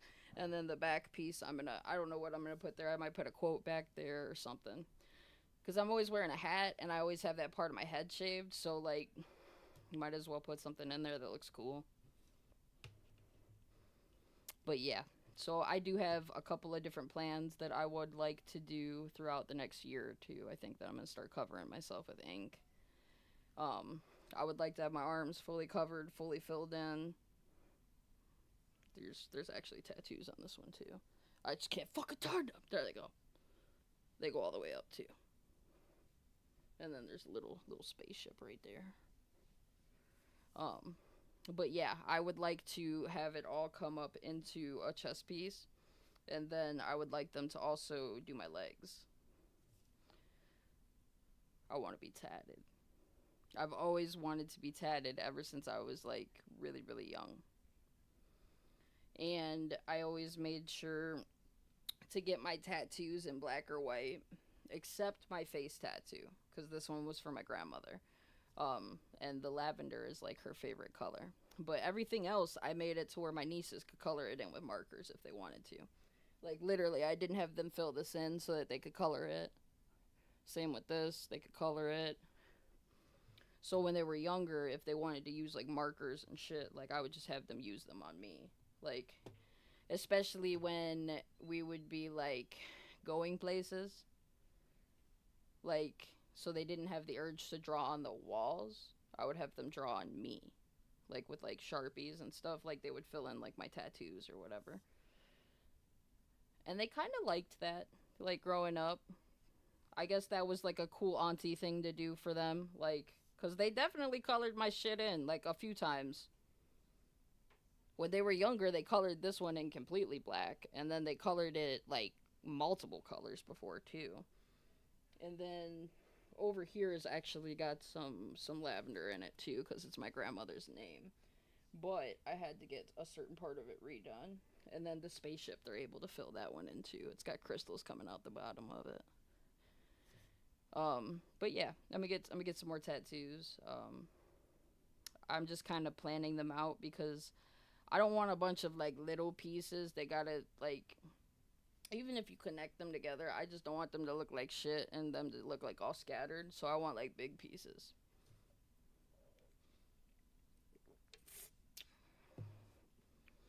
Like I'm considering for my back because I think I'm gonna do my back in one sweep. It's probably gonna hurt like a motherfucker, but I can only feel half of it. So, but the worst part that I can't feel is my upper body. So I want to put like wings back there, and then like a ship or like a big old moon crescent or something. I just want a huge fucking piece back there. I don't care if I'm paying 5K. I want it. Like, and it's got to be the full back. Like, even if I got to go look for like a tap out session or something. Like, I'll just do a couple of tap out sessions and it will literally cost less than 5K. And I would just be at the mercy of the tattoo artist and how rough the needle feels to me. Some tattoo artists will make it harder on you, and they will try to make you tap kind of by going like harder with their needle. And then I've met other tattoo artists that are really, really, really light-handed. Like the girl that did my face, and then the girl that did the spaceship. This was done with the thinnest needle possible. Because there's so many different like details here too. They had to use the smallest one. Here, give me a second.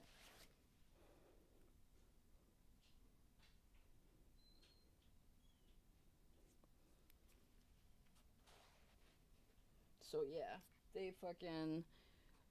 So yeah, guys, I'm literally going for like big pieces now and to like fill stuff in, and then if we're gonna do like sleeves and stuff, I just want to plan out.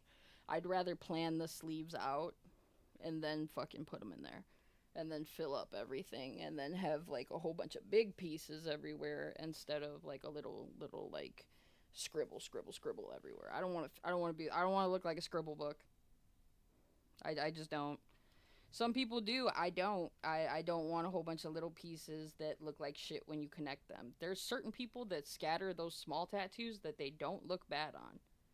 But there's a certain way you have to do it. Like, and one little mistake with that can make like one area of your body feel awkward with the tattoos compared to you being comfortable with like the rest of them.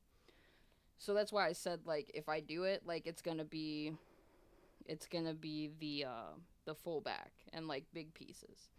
We got Tatum in the building with the emotes. Let's go. Oh, I didn't even see the Psycho put the frog. He probably wouldn't have even been able to feel my face and be okay. He probably would have been like, because that's probably how my nieces felt. Fucking. But you gotta remember, you see how they mug me, Psycho. They fucking will suffocate me if they want. Fucking. Especially Alexandria, she comes from behind and she's like, "I'm gonna fucking get you." I'm like, ah.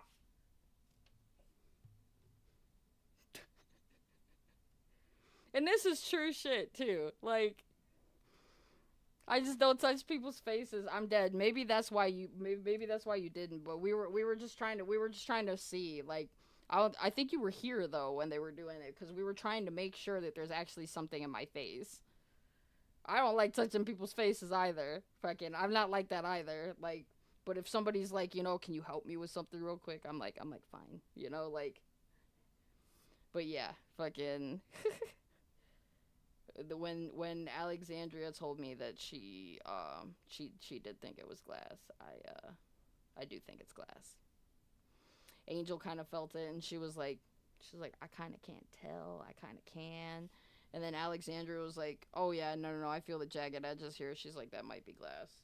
And I was just like, thank goodness somebody could fucking tell me besides me.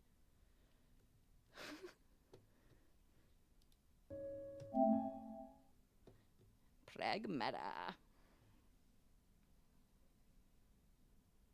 The last 2 earnings to my streams have been taken, so I've had to literally take them down. And I went back and checked, and it's gotta be like lobby music or like emotes or something. I don't fucking know. And it doesn't happen for that often. Like, it's just over the 90 seconds.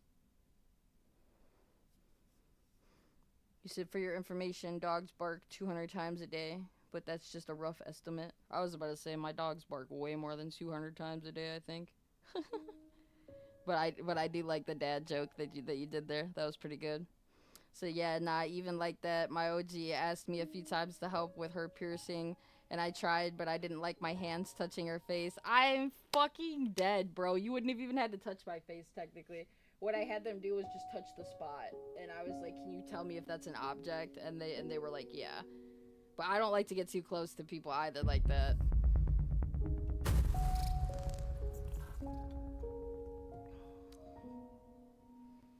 The music is so peaceful in this fucking game. I really hope that it doesn't fucking fuck with shit. Nice work, Q. I fucking am in love with this game, bro. Like, the fact that Capcom made it is just even better. The fact that it's literally on the Resident Evil engine. Yeah. I'm right over there. Oh, hi, Ray. Ray. Hi. Hi, my Ray. Hi. Come here.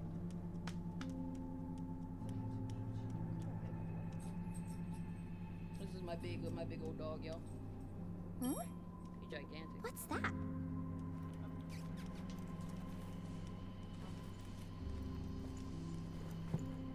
Somebody left Psycho their said, dice hola.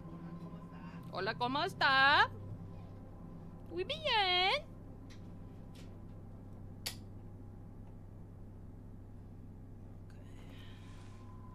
Alright, let's get the dab in here and then let's do this. Let's move around as Hugh for a little bit. Dice, muy bien, muchas gracias. I think I fucking throw a lot of people off now. The ones that don't realize that I'm literally half Hispanic. Fucking, like, I can cook authentic Mexican food, like homemade sopes, all that shit, gorditas, tostadas, all that shit. But I'm a fucking whore for some tamales. They just gotta be the red beef ones, or the red like steak ones. I'm pretty sure is what I'm thinking of. Or I like the chicken ones with the salsa verde, but I can't do the cheese ones. They're just not my favorite. But they have to be homemade. That's the only thing that I think that I don't know how to make besides mole. I've never made like actual traditional mole, but I've made sopes, gorditas, I've made tortas, I've made tacos, I've made what is it? I made the arrachera. What's the other one? The other one that I always make for my nieces that they really like. Sometimes they put pineapple in it. fuck. You probably know what the fuck I'm talking about. It's like a red pork. Al pastor, yep. I like that shit too. And I like it both ways. I like it the traditional way with the pineapples, and I can do it without the pineapples too. I just like the taste of the actual seasoning. I make fajitas, I do all that shit. Like, and then my favorite delicacies are lengua. Like, people like, I've had people come around me and they're like, I didn't know you were that Mexican. And I'm like, what the fuck you mean? And they're like, well, you're eating cow tongue, so, and I'm like, they're so good. Especially if it's not like the like, they don't chop it up, like if they like smash the lengua. Oh my god. So fucking good when they fucking just smash it up and make it into like, I used to take my nieces somewhere. They used to make lengua tacos like nowhere else did. Some people wouldn't cut them. Some people would cut the tongue up into like kind of like cubes. And then other people, I went to this one place that would smash it down. Would smash it down to like a thin, like, it would almost look like ground beef, but it was so flavorful. Like, I would literally take them there after school, like, every fucking day. You said I used to make it like carnitas before it was. That's the other thing that I like, is I like making carnitas, and I like making barbacoa. And barbacoa is another one of the ones that I really, really like, and that's lamb normally, guys.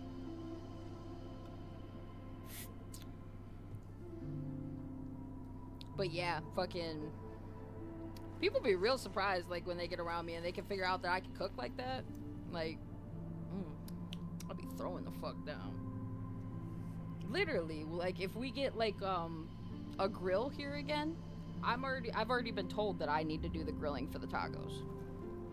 It's because I know how to make the food like the most authentic way to where it tastes the best. Everybody else has like trouble with it. Can't do it the same way.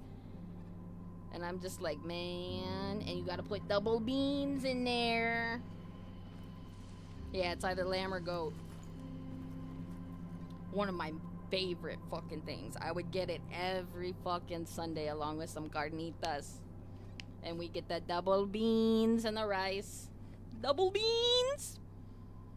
He said, yes, we restaurant because it's La Carnitas and a small whole restaurant ground everything fine and got their own butcher. Yep. Most of the time you will find that is, like, when you've come across like a really, really nice Mexican authentic restaurant, you will be able to tell by the taste of the food. I don't know how to explain it to you any other way. But I could tell when I'm eating like Taco Bell compared to like some real authentic tacos. And then there's like the ones in the middle that are like half authentic, half not. I can't do that. I don't like the taste. I mean, don't get me wrong, I could get down with some white people tacos, but like, no, I need the authentic ones other than that. But the white people tacos, I can make good white people tacos too. So charge more, such much better. Yeah, I used to take my nieces to this one place that wasn't that one where they would smash up the lengua, but that one where they smashed up the lengua and shit, I would only have to pay like, I think it was like $8 or $9, and I was able to get a full plate, 3 lengua tacos on whatever you wanted, flour, corn. You could get frijoles and rice, and then they would give you an option to get a drink also. Like, you could pick out any drink in the store, because it was like half a Mexican store, and then they would have like a restaurant in the back of it. And I found it one day when I was in there like shopping, and I was like, the fuck is this back here? Lone knows what place I'm talking about, because he still goes there to eat.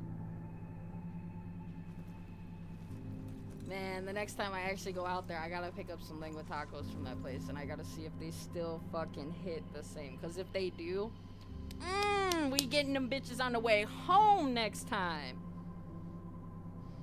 You said we would get tamales with birra, with carnitas from the store we went to. Yeah, tamales. I used to always get them from like whatever like authentic Mexican stores like down the street from me, or I would wait until, because you got to remember. I told you guys I worked with a lot of like Mexicans, like when I was a janitor, and the older ladies used to really like me, and I also worked with somebody that was from Macedonia, like so like there was literally like this huge mix of like different languages. Like it wasn't just English and Spanish. There was also Macedonian, and then we had like somebody from Romania that even worked with us. It was crazy. But shoot, they were so nice. So fucking nice. You said put us jaritos and the sides. Yeah. So they would let you pick out any jarito. They had the old school squirt, and then they had the old school Mexican Cokes there too that you could pick. And I would take my nieces there after school. So they would be at the house waiting for me. I would go run home real quick. I think I've told you guys this before. I grew up with like a best friend that like lived down the street from me, and this is her. My nieces loved her. I didn't realize that I was in love with my best friend. Until like years later, and I figured out that like we were literally doing everything together. We were already doing everything that we were looking for in other people for each other.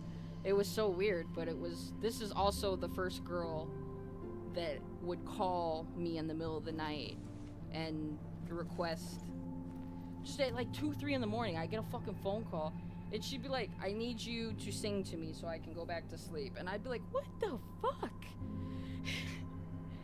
So I had my best friend right here that would always call me in the middle of the night to sing to her. And then my nieces also would tell me to belt Justin Bieber whenever they fucking wanted. Or they would ask for whatever song whenever they wanted. They would ask for the aux chord. You could just give it to them. You said Espinosa, Estrada, I don't know what you're saying. I can only understand half of that. Psycho can probably read that though. For me, it kind of turns into Spanglish when I'm reading it. So yes, me and my friend daughter, same way. Yeah, man. Like this was one of my friends that would. Are you talking about what happened here, or are you talking about? Oh, I said you could probably read what they commented on Facebook. It says Espinosa, Estrada, Estragen, Thief in the Noggin, Este in Theaters is Bluebird. I can't read the second half of it, but I can read the first half of it. The second half turns into Spanglish. I'm pretty sure he's talking about something that's in theaters, though. It's on Facebook. But I'm saying it right. Espinosa, Estrada, Estragen, Thief in the Noggin, Est en Theaters, es Bluebird. I'm saying it the right way. Just the second part of it is not proper Spanish. It's talking about something here in the USA. It's talking about like something in theaters.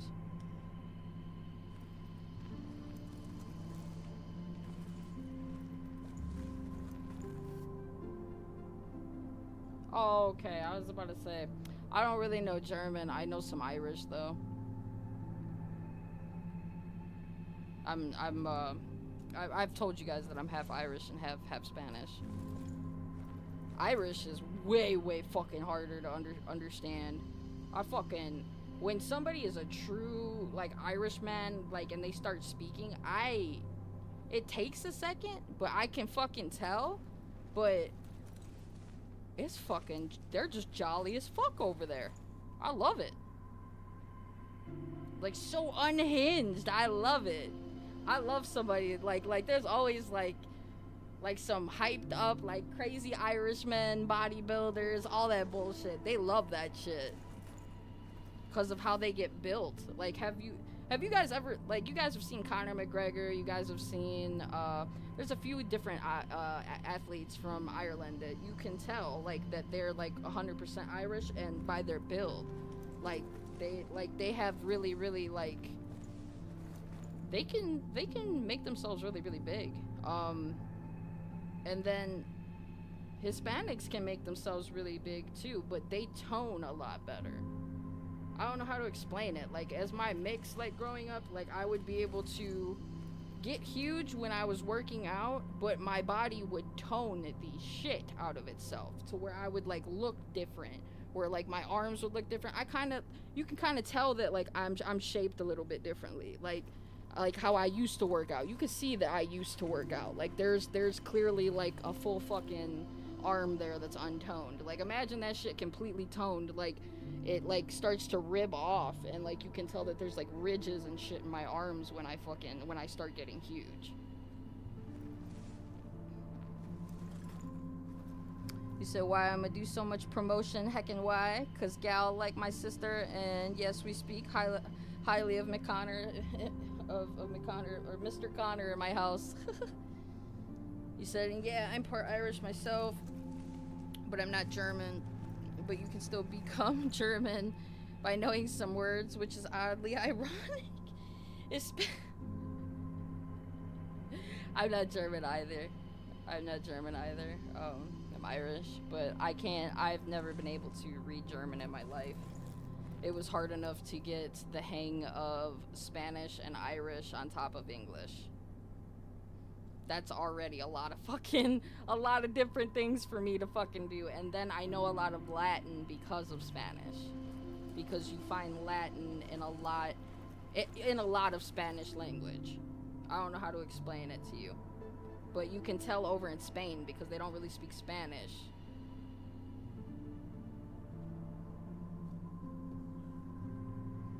They don't speak like they do in Mexico. They speak Latin. And Latin is kind of hard to learn too, but I learned a little bit of it in high school.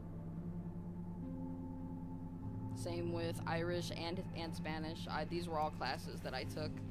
I never took German though.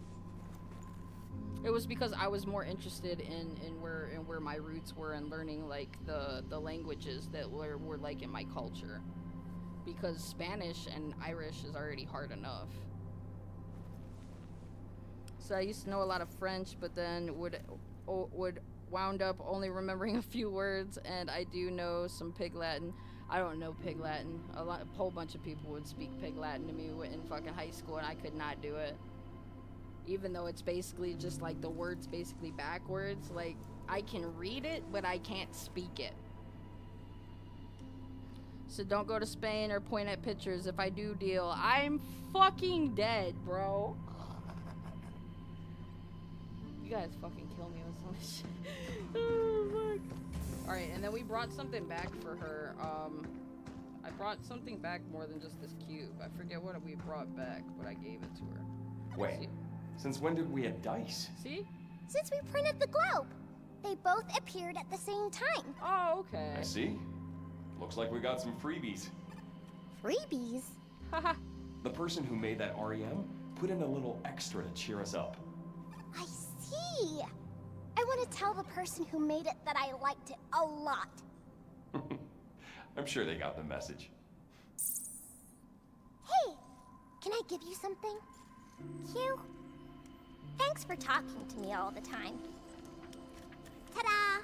Is this supposed to be when we first boarded the tram? Uh-huh. I drew it. It's for you. Look at that. You wrote your name, too. Not half bad, kiddo. Aw, what the fuck? That hit me right in the pee-pees, bro. I literally... Okay, guys, growing up, my nieces would create art, right? And they would give it to everybody, and a lot of people wouldn't really save the art. I saved every piece of art they ever gave me. And I have it in a binder somewhere. So they actually gave me something new to add to my arsenal the other day. Here, let me see if I can get it out.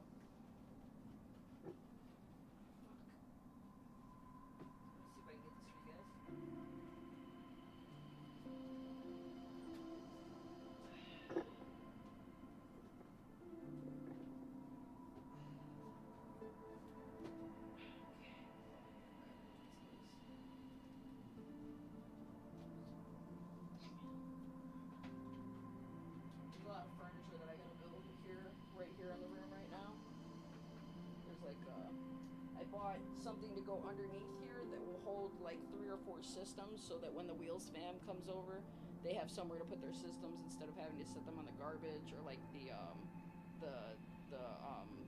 tables and shit that we put the TVs on. So I bought something that will hold up to 4 systems.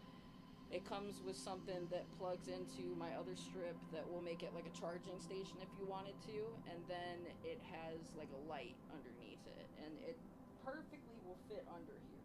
I measured. Alright, let me get this stuff. Alright, so this is my Apple Pencil box. And my hat. It's very big and awkward. Oh, no, there it is. There's a... Alright, come on, you motherfucker. Hey. I got it! Fall. I'm pretty sure there's a fucking pair of headphones in there, still works. Alright, I found it. Alright, I'm gonna show you guys what my nieces made for me.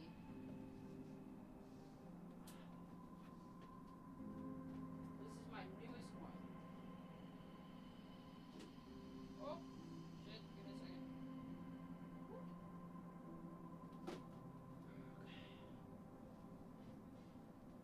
So they just gave me this one the other day. You said what I did Chinese restaurant, I couldn't say it. Most of the Chinese food wasn't Chinese, so I pointed. Yeah, I do that too sometimes when I want to know what the something is. So what about you getting you thrown wish list so we can look at items you might like, do the community fundraiser, get them to you through it? I didn't know Throne did that. I never even knew about that. You guys requested an Amazon wish list a while ago. I was still in the middle of making that, so I'll have to make both of those lists for you guys. But like I said, over the years, my nieces have also made me a lot of art, the way that Diana just did for Hugh. You guys ready? This is my newest one.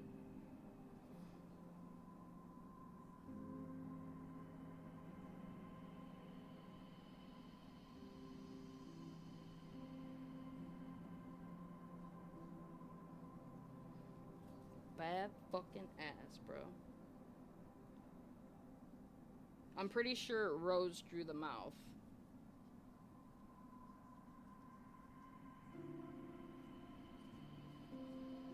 And I think my other niece added the other stuff.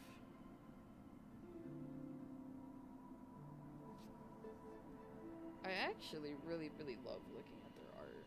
So W, love it. Kids draw me stuff, I keep it. Yeah, that's what I'm saying, bro. Like, they made me this. I put it somewhere so I could save it.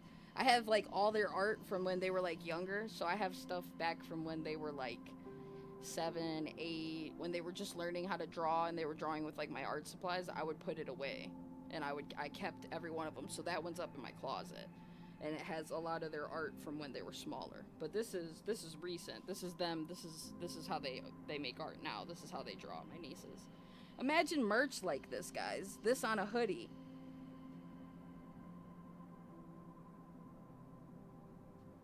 Yeah. That's pretty much my niece's vibes. If for anybody, you guys know that though. My nieces like stuff like this. And they like it to be kind of creepy and good looking, because that's why they like me to play a lot of the horror games too. That's why I play a lot of horror games, is because of my nieces. They're always like, because they started when I was younger. They would always come up to me with like a game, like, because I used to have digital copies back then, so they would be like, play this, and I'd be like, thank you. And I'd be like, I'll play it right now. And then in the past few years, they'll come over. Like when Resident Evil Village came out, Angel was like, she was like, we want you to play that, and then the DLC. And so I played it for them in the same weekend. So we played the full first game, and then I did the DLC too for them. And then we'll revisit that one day too. So that was actually, no, that wasn't Resident Evil 7. That was Resident Evil 8. That was Village. Resident Evil 7 was Biohazard. They also had me play that one for them, but they were a little younger when I played that for them. All right, give me a second. Let me put this away.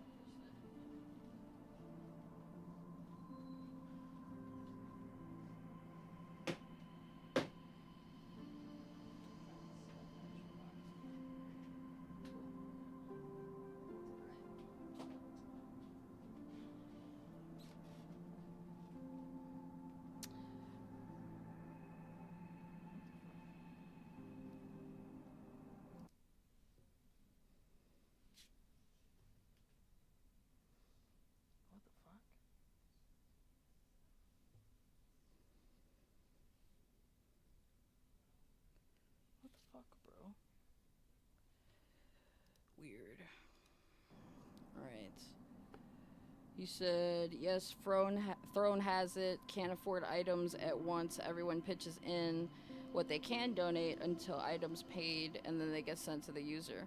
Oh, okay. I didn't know that that's how that was. So that kind of would probably work better for you guys than an Amazon wish list, because you guys would be able to like donate towards what type of items you want. So we'll have to do that. So we'll have to. I'll make one. And then you said, don't get me started on horror games I never played, unless you count the original Doom and Wolfenstein 3D originally. I've played those. You said, it wasn't until years later I got somewhat into horror, but like not so much obsessed. I hate Clock Tower. I loved Clock Tower. Clock Tower 3 was my shit. If anybody knows them OG games, those were systems that are not even around anymore. I used to love Clock Tower. You said, but Resident Evil OG was good, and Silent Hill, and PS2 Haunting Ground, and Parasite Eve. I liked Fatal Frame, Silent Hill, Resident Evil, Fallout. Wolfenstein wasn't really a horror game. It kind of just felt like that, I guess. I've played the original Doom and the Doom remake, and then I've played all of the Resident Evils. I've played all of the BioShocks. I've played all of...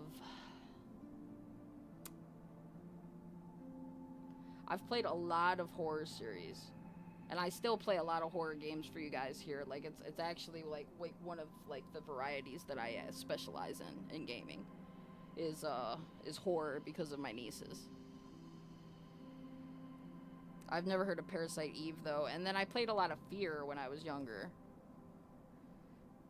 He said, I'm logging on, so whenever you're done with this game, I'm going to be ready. Okay, nice. He said, well, Clock Tower 1 and 2, I got stuck in the bathroom trying to evade the killer. Clock Tower 3 fucking scared the absolute shit out of me running from the first enemy that you run into that has that giant hammer that chases you around the whole town and, like, the theaters and shit. He scares the fuck out of me. I still have nightmares about that fucking enemy. I still have nightmares about it. Let me see if I can look up that enemy real quick, because I want to show you guys what this fucking enemy looked like that fucking haunted me. Haunted me.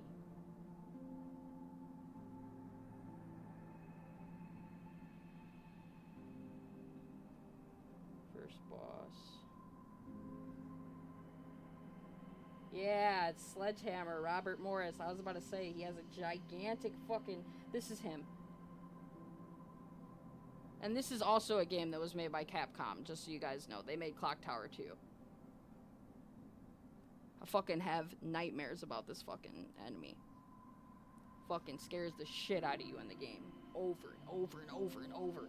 Every time you think that you fucking got rid of him, he comes right back. It's like Nemesis and fucking the OG Resident Evil 3. Never gives up. Fucking, you're just like, die! Die!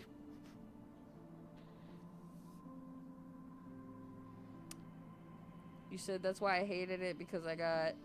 My thing with Clock Tower was a lot of the items that you would need to find around the game. You could literally drop them bitches and, like, never ever find them again. You would have to go back all the way to that spot. Which is crazy when you think about it. We got ST Money Avenue in the building with the emotes. Let's go. Alright. Let's do some Fortnite. We'll come back to this. Those things that keep shooting, now that I see them, I didn't realize that they were like a collectible. Oh yeah, here he is. Here's the one I shot. So there's 6 of them around the game. Okay. Okay. I'm gonna go over to some Fortnite. We'll play this probably like after the kids go to bed. I don't know if they're gonna go to bed at 2, 3. I don't know when they're gonna go to bed, but that's when I'll probably play this if I'm still awake. Because I know that they're gonna want to play some Fortnite, and then I know that my niece is probably gonna want to at least get some Arc Raiders in before she's just completely done. So I couldn't figure out how to win. I will probably never go back Said Resident Evil director's cut was good with Barry's G. I sure hope it isn't Chris's sandwich. Jill, you were almost a Jill sandwich. Oh, Barry, I'm dead. Fucking dead.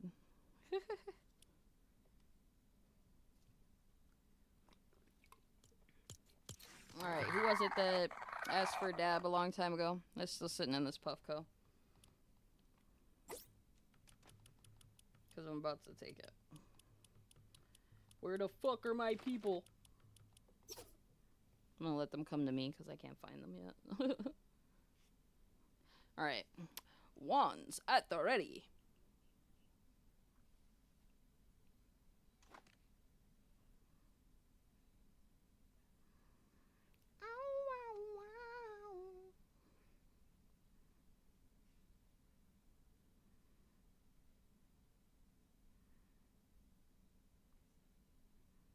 There's literally enough spots for all of you, though. Psycho, Money, and Angel.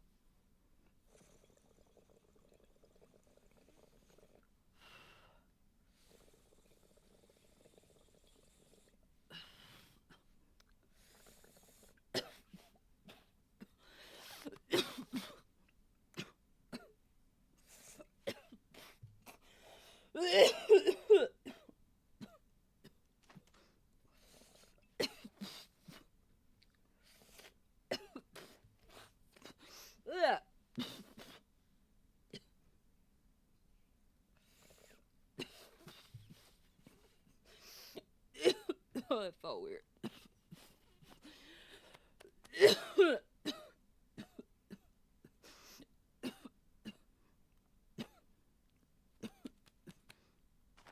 I think the voice actor for number 2 did pass away. I played Resident Evil 2. I played the remake. Mr. X is one of my fucking... I fucking hate him. He's one of them that never dies either.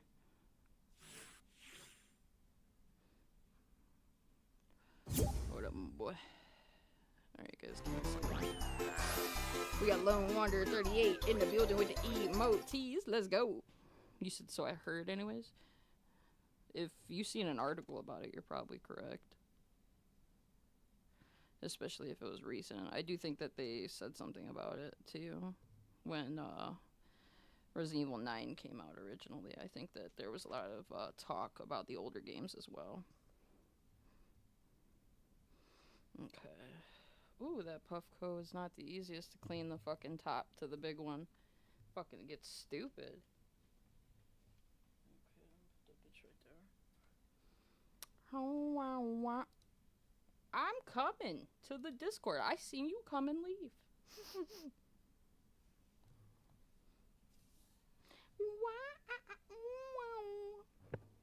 Ow. My hat hit the fucking head microphone. That fucking hurt. We got Lone Wanderer 38 in the building. My boy is smoking over there.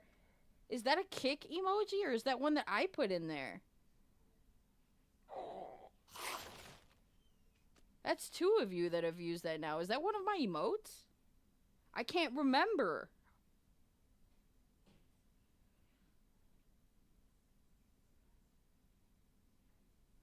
I think so. Or it's got to be a kick emote because I've never seen that emote. But I also don't think that that would be a kick emote either. ST Money Avenue in the building with the emotes. Okay, so it is a new emote for kick. Let's go.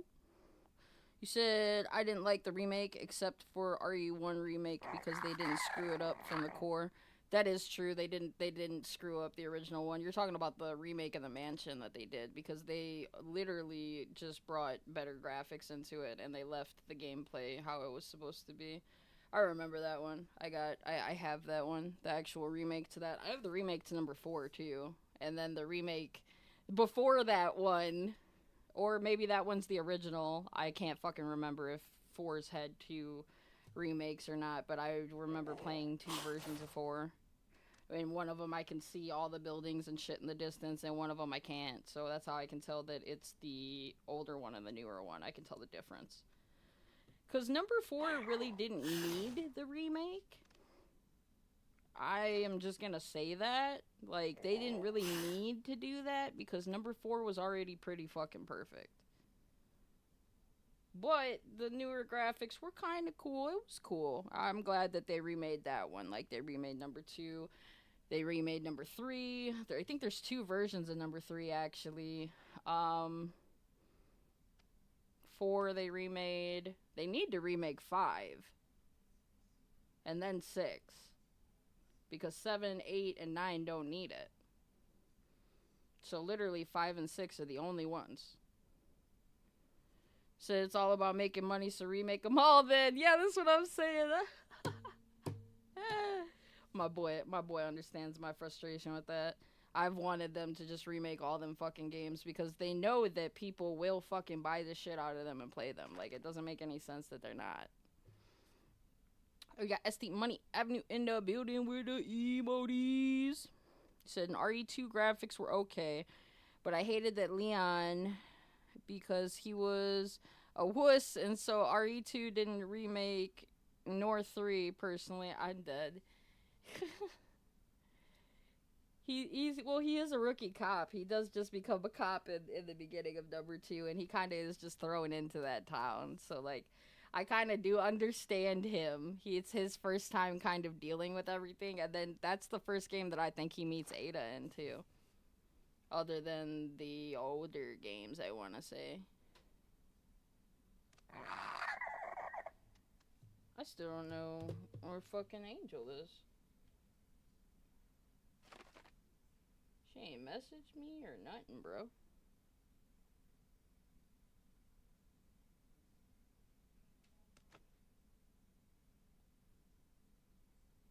Are you gonna go call her? Because I'm messaging her right now.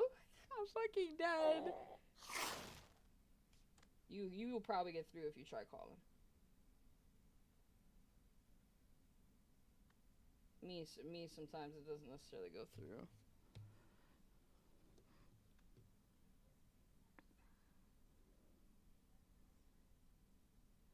So no matter of what people will buy it, if they got the classic one and remastered, I'll still buy it. LOL.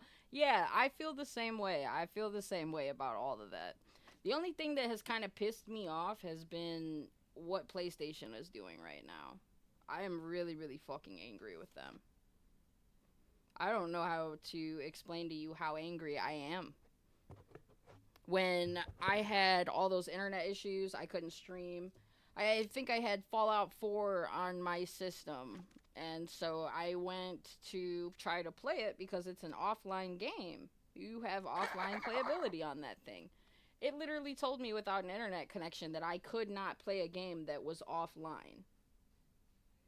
So that pisses me off. Like, I don't know if I'm going to have to get a pro version down the line with maybe a few extra disk drives for it so that I don't have to worry about necessarily getting stuck and having to worry about that internet connection all the time. But those games can still get fucked up. That disk drive can still get fucked up. You know what I'm saying? Like, pisses me off. But what they're doing right now is really, really pissing me off. There is a lawsuit. It just came out like a day or two ago. They already settled on it. It's like 7.85 billion or something. Or million. Either way, pretty much every digital purchase that we've purchased, if we put in for it, I think we can get between $1 and $3 per game. Think about that for a second. How fucked up that is. They overcharged us by so much more, but that's how much we're going to get compensated back. And it's bullshit because literally, like, people have been saying over the years, like, I just paid this for this game. I just paid 50% off for this game. It's already back up to $54.99. Like, and it would be bullshit because literally in the same month, if this person buys it, got it for 40, 60% off, 50% off, whatever. They hike it back up the same month, and this person's paying double what that person just paid. How is that even fair? When it's a license, it's a digital license. We're not even talking about physical copies anymore. Like, how the fuck are you gonna be that motherfucking greedy? It's all about money. I get it. But at the end of the day, like, that was a really, really stupid move for PlayStation. Because you already got people wanting to go over to PC and Xbox because Steam and Xbox are going to have that collab. You already have people ready to jump ship from you, and you decide to do something shitty like that. The same month the Xbox drops its monthly subscription price for the first time, and I don't know, ever? PlayStation's like, oh yeah, we're just going to make it to where they can't play their games too.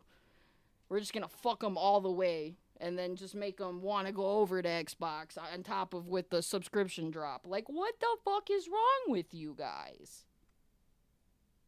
Like, in what fucking world did that make sense as a marketing move? Everything's about fucking money, but, like, that's just super, super greedy. And for most of us that have been here for the last 10, 15 years, paying a subscription for PlayStation, we've collected all those games. We can't play 300 games in a fucking month. There's some games that have timers on them. We have to install those games and play them. And what this is basically going to do is it's going to prove to them that we actually paid for the game.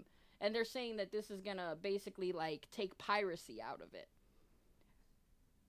I've never fucking played on a bricked PlayStation, Xbox 360, nothing like that, bro.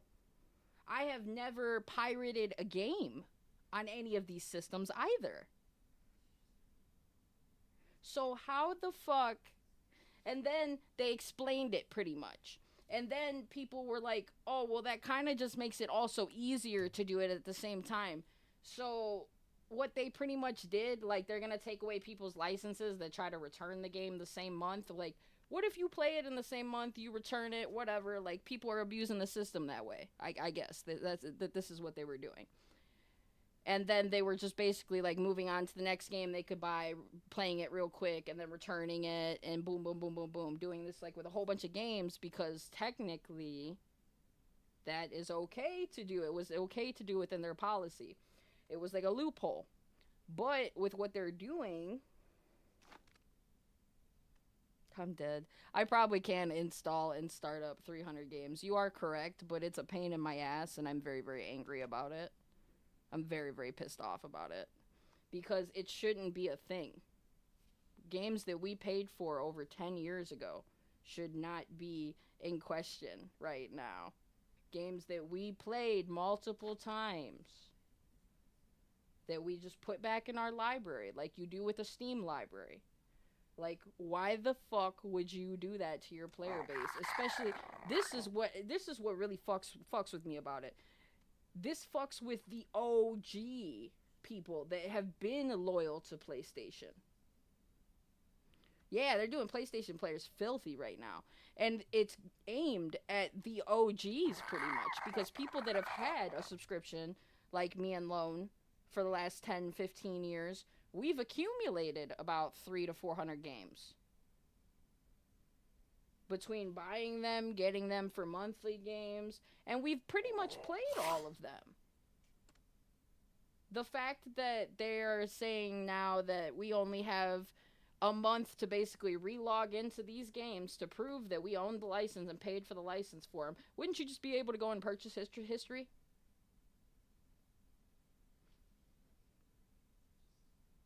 Like, what the fuck? You hear what I'm saying? That makes no fucking sense. And I am a loyal PlayStation user. And I am talking about this because I am angry. I have been dedicated to PlayStation for the last 10 to 15 years. Stayed buying their products, stayed buying their games because I was accumulating this library that I would be able to pass down to my nieces when I passed away, that would be able to be used by the rest of the family once I had collected all these games, you know? And now to know that they're doing this process is really, really pissing me off. And so we're pretty much going to wait and see what happens with this, because they didn't they didn't come out with a statement about this. Players started noticing something was wrong. I said it myself. Once I got my internet back the next day, I made a post about it. And I said that during my Wi-Fi troubles over the weekend that I was not able to play games offline that had offline playability that were already downloaded to my system. That's fucked up. How are you gonna do that? Like, you can't guarantee that we're always gonna have the fucking internet. That makes me want to go buy a fucking a Nintendo DS again. That makes me want to go buy a PSP handheld. It makes me want to go buy a Game Boy Advance. It makes me want to go get a whole bunch of hard copy games of Mario, Zelda. There's a few other good ones, and then on DS too, a lot of physical copies. Just sad, not sad. Said, yeah, but sad, but true. PlayStation, Nintendo are like, now you don't own anything, whether you buy a disc or buy digital. Yep, so you have no rights over them. So go back on PS2.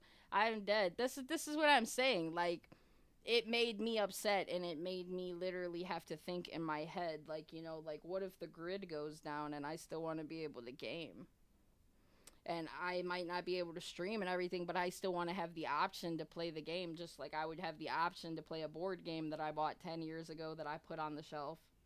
Why can't I do that with the game that I also bought for $60 10 years ago? You get what I'm saying? That's what makes me angry about this. Fucking furious, actually.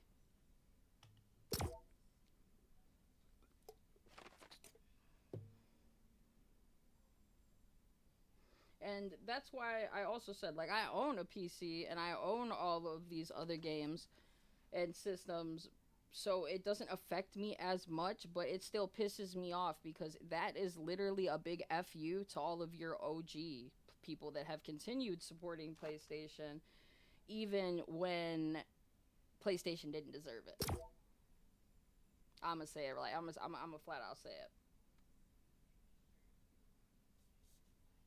I don't got no shame in saying that. I literally grew up living, like, through all this bullshit, like, and now them pushing us towards basically digital, rent everything, own nothing, just being able to, like, you basically are renting a license now. You don't even own a license to access it, is pretty much what's happening.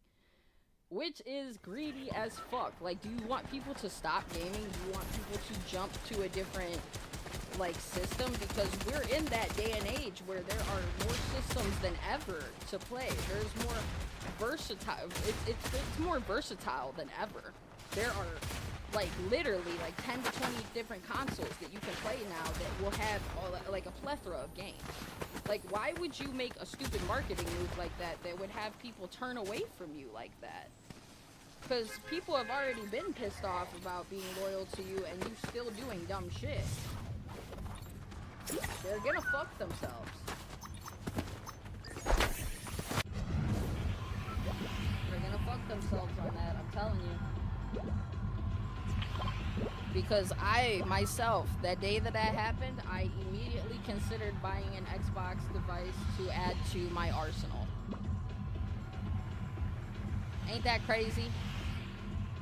If that's how that made me think that day, how many other people do you think it made feel that same way that day?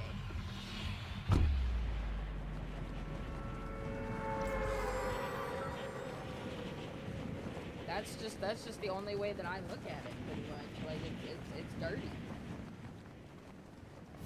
That's the money ever end up doing. Modies, let's go. What was that? Oh, it's the fucking Simpsons glider. I was like, I know that noise. God damn, it fucking dropped us so goddamn high.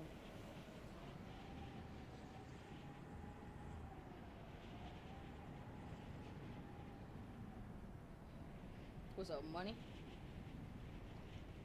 The one right there, dropping down. The one right there. Oh, what the fuck? Oh, that's a boss. I was like, get the fuck out of here. Where did he hit the fucking ground?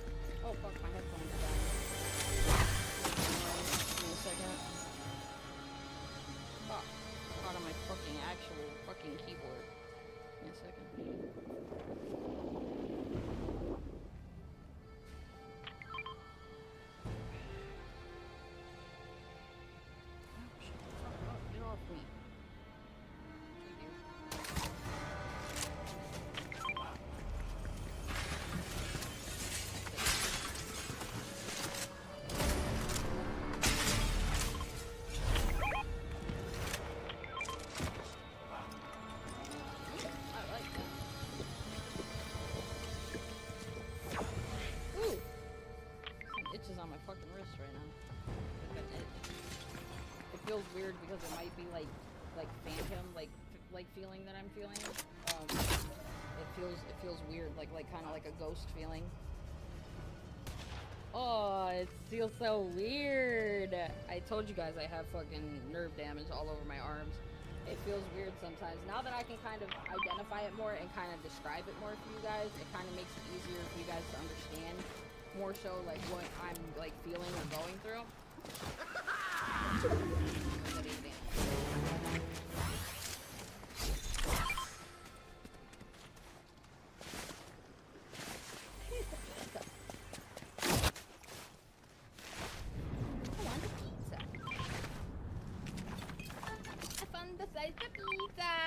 I found a whole pizza.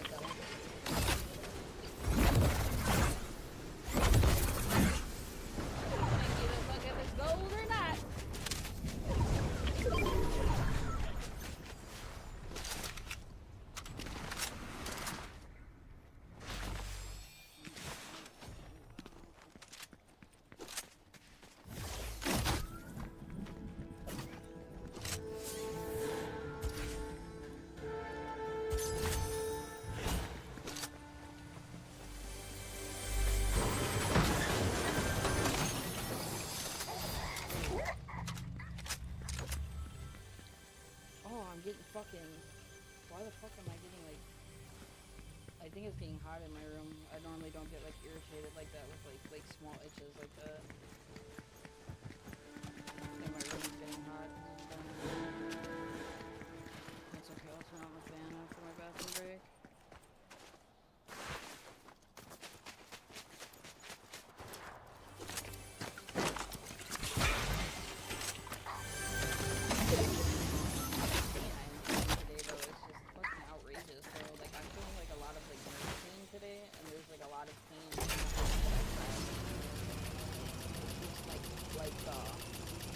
Getting like this sharp fucking pain like this, it doesn't stay for long, but it leaves really fast, but it hurts really bad like when it does happen, but it only happens for like 2 or 3 seconds at a time, so that's why you see me like because it stops and it goes away, but then it happens again just as fast. It hurts.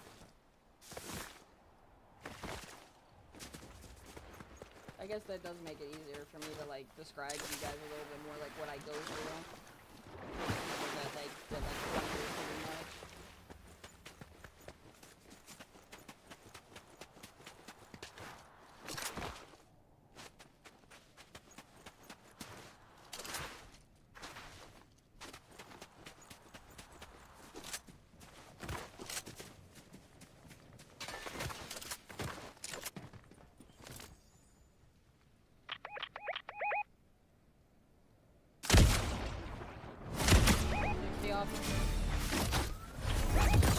That's the same guy.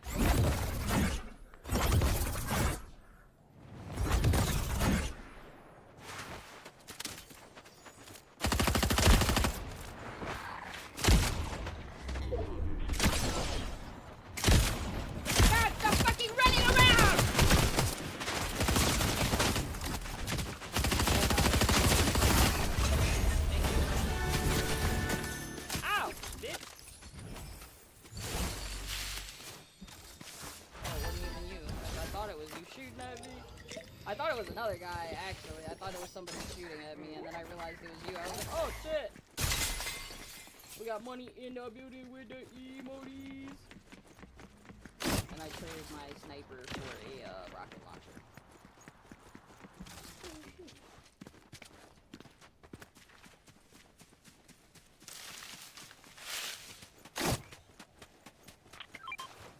I'm coming.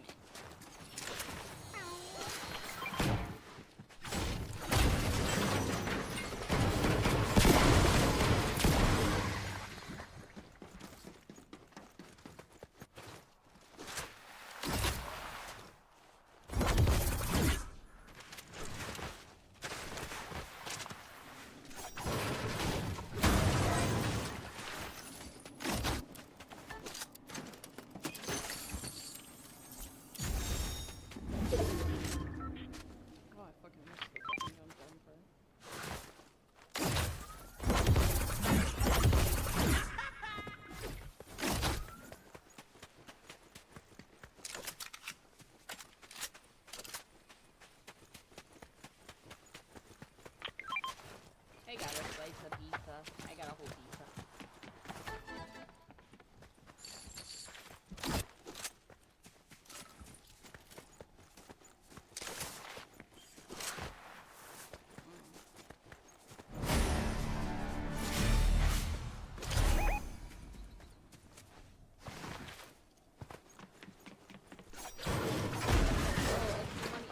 In the building with the emojis. Let's go.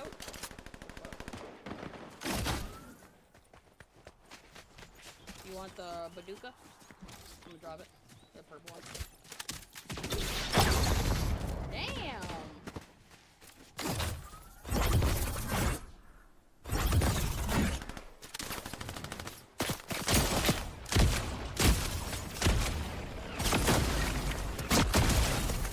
I got the one.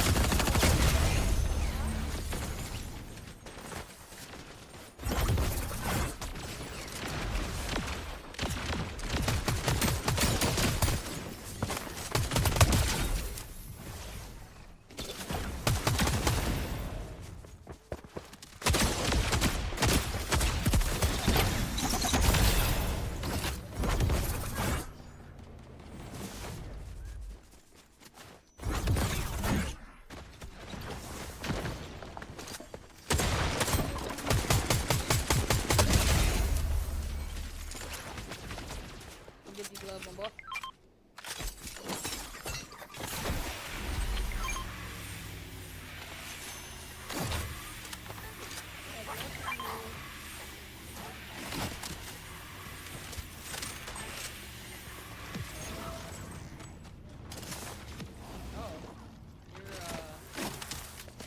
Bounty is right behind us somewhere.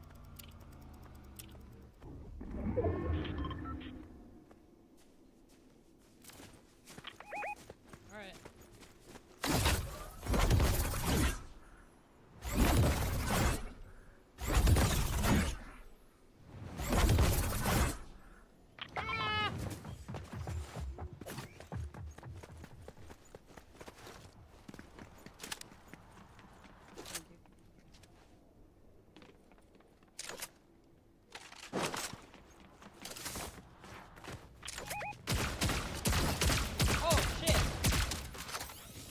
Bounty. Oh my fuck you, man!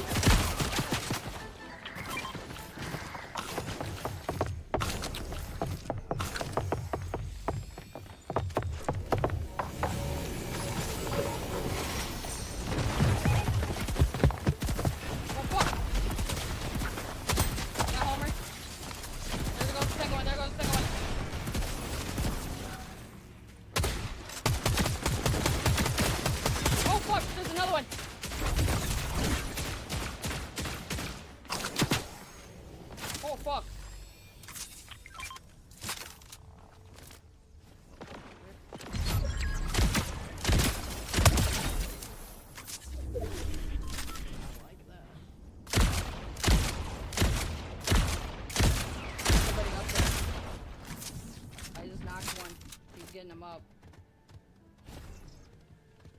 I dinged him right in the head.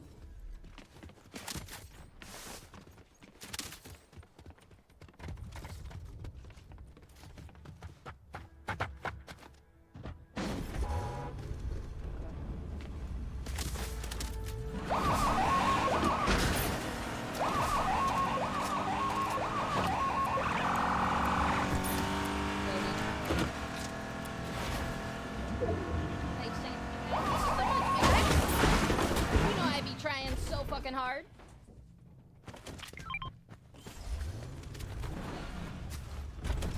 You know the vibes.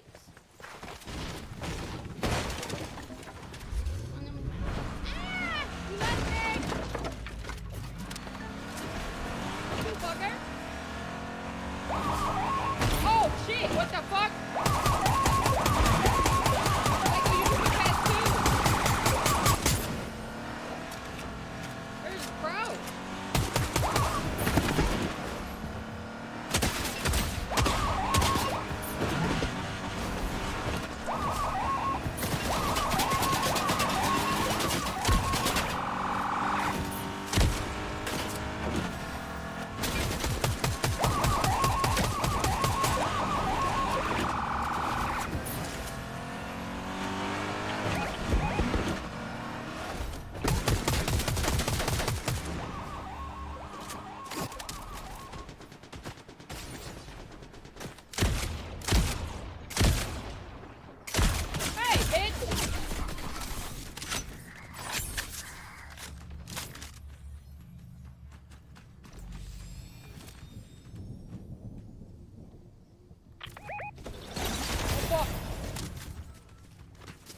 Behind us.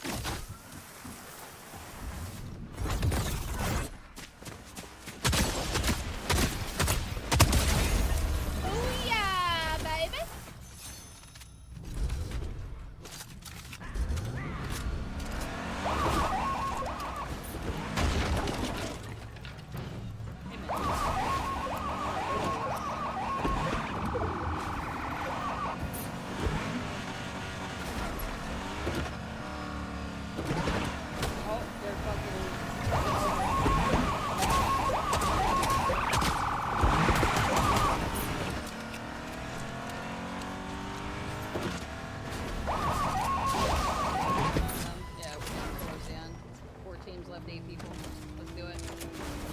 Trying to take it.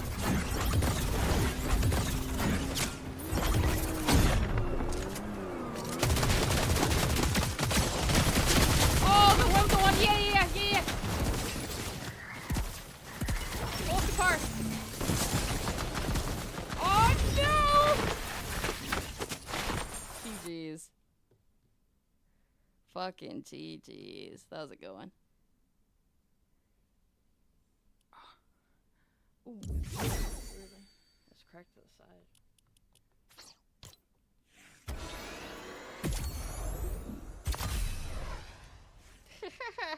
You're all good.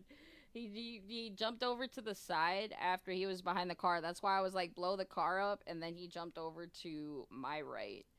And then he was out of like sight. He was by the rock. We're literally just working on the original. Oh, we're gonna be in Act 3 soon. Let's go. I'm pretty sure we won this one again, too. It says our team. I'm pretty sure we got it. Yeah, he wanted that bad. Alright, let me confirm that real quick.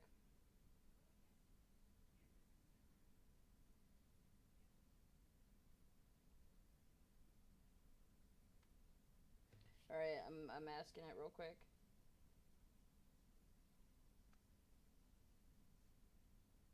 Okay, Team Ice King did win Act 2 again. Let's go. Y'all see, I'm coming up on 500 fucking rivals. I have fucking been playing no fucking games with this season. I have been taking it like bounties. And if I can hit 5-10 in a match, that's what I'm fucking doing. So we definitely did. Smoked. Now I'm up. Wired. You can come play with us if you want. I already told you that. My boy. You already know you invited.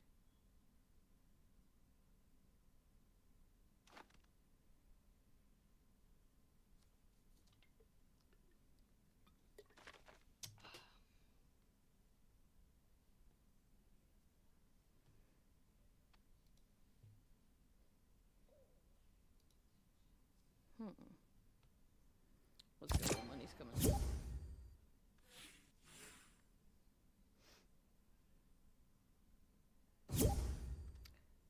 My fucking... Give me a second, guys. Ah, fuck. I'm gonna try to take an antibiotic and see if this helps my fucking body at all. I feel like my bladder actually hurts, like, to the touch. Yeah, like when I lay down on it and stuff, it hurts right now. And when I'm sitting like down, like earlier, my kidneys feel like they're burning. I don't know what the fuck I did.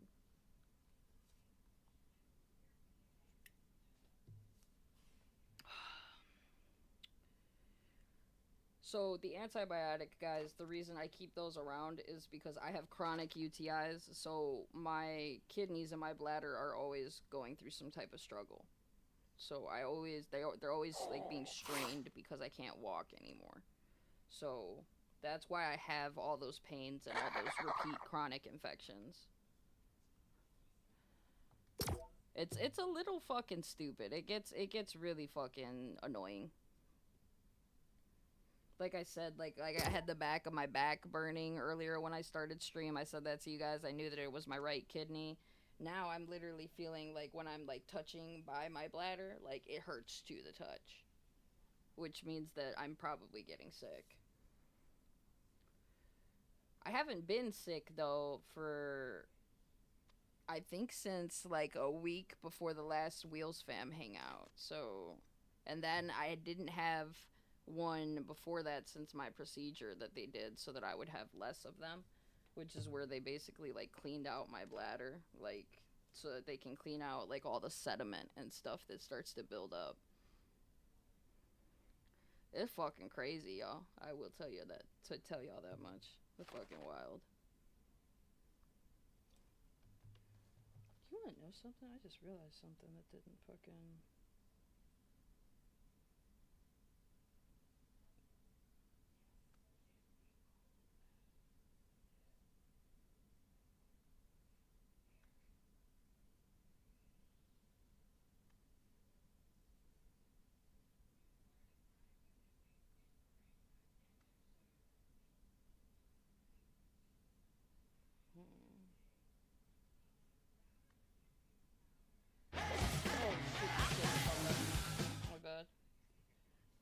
I wasn't expecting the emote to go off. I was reading something. Cause I actually did not get what I was trying to get to.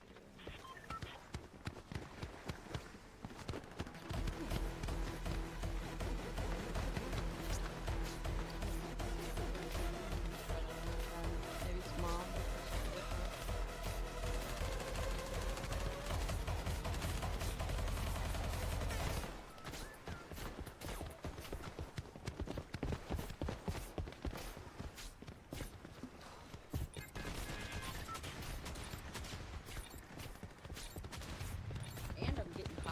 I'm normally not hot like this already. I fucking think I'm starting.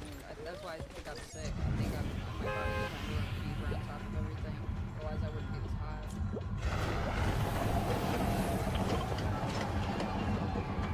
I'm like hot, like it feels like hot flash hot.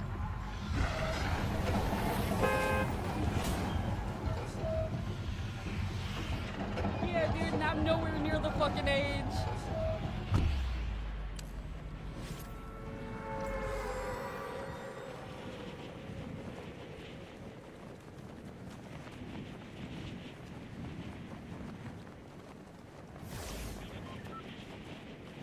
I will say that is one thing that sucks about being a woman, is the fucking hot flashes. I can say that with my fucking whole chest.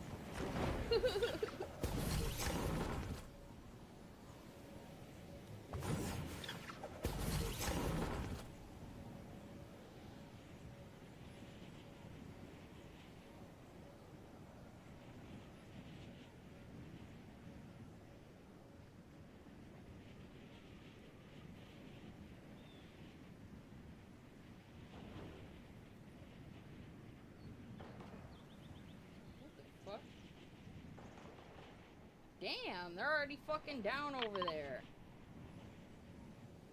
Yeah, I fucking see shots going. I land right here.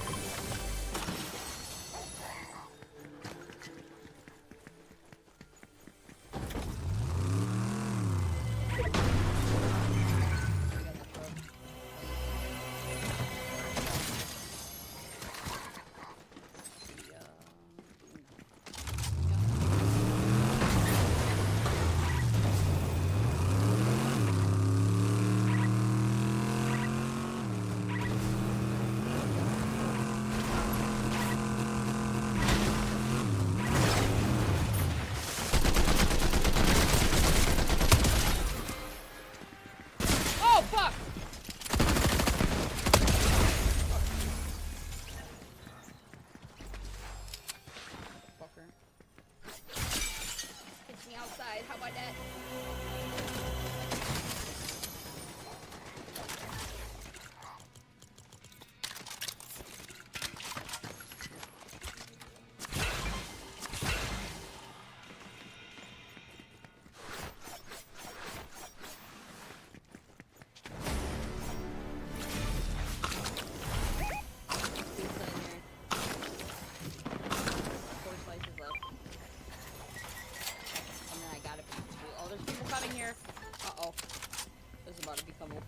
Oh my god, they're going around the fucking building. They're on top of it. Oh my god! Motherfucker, man.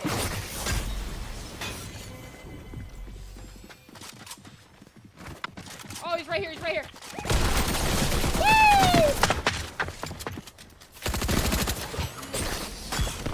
Oh, get him. I got him, I got him, I got him.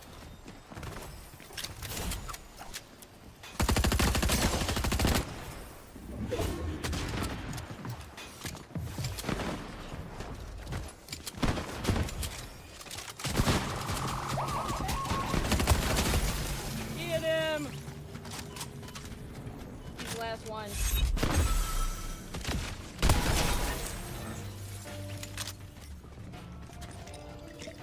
Oh, fuck. A big one before I see the little one.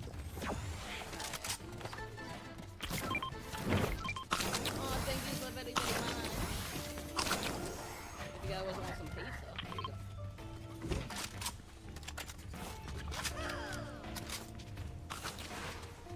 I did bring my truck over. Want to drive? Not me. I ain't driving today. Psycho's like, I'm getting in that motherfucker right now. Every time, bro. I'm cool with that. He likes to be the driver. I'm cool with that. That's why I customize the vehicles like crazy for him. That's why I switch them up all the time so he can use like all the different ones that we own. He used the Angel's van, he used my truck, he used my Lambo.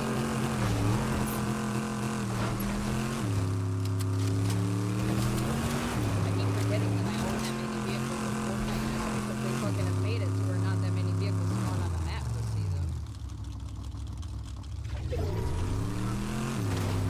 Yeah, he's definitely in there.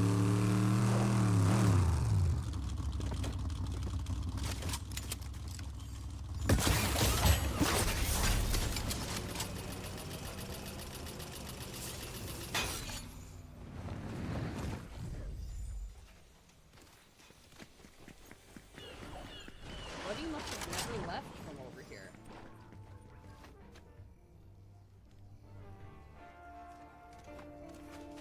Bro, what the fuck? Why? This doesn't make any sense. Okay, thank you. That's it.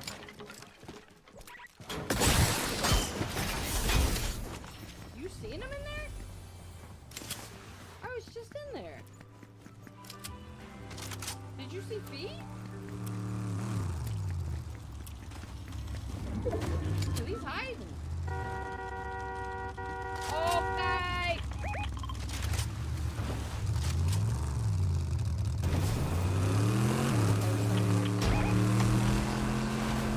Oh, that's them. That's the same truck. They just went down the hall. I think they're collecting the cars. Oh no, he's right there. That's the fucking car.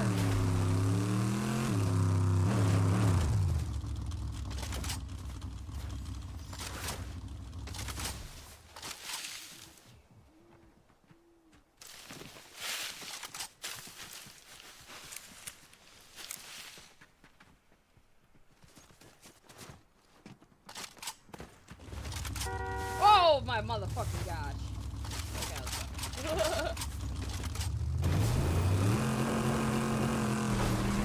It's kind of loud in my ears sometimes, so sometimes when y'all speak, it scares the shit out of me.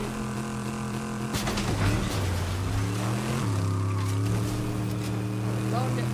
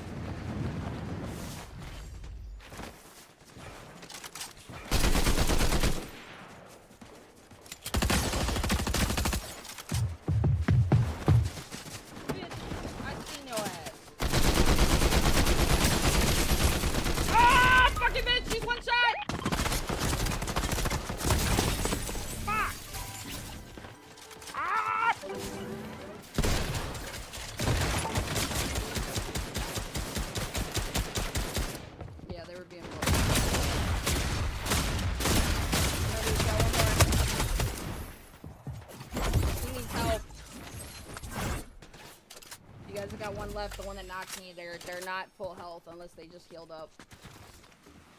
No, to your left, to your left, to your left. There you go.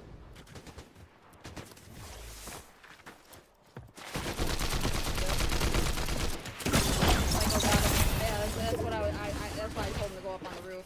There you go. He's on the zip. He's on the zip. Oh, there's more than one. Second found the other one. He's down.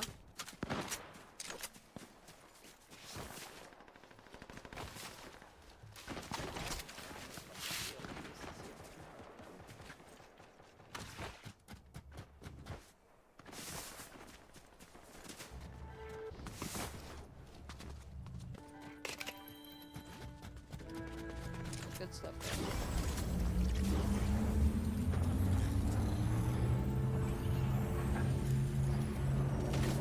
Oh, fuck, fuck, fuck!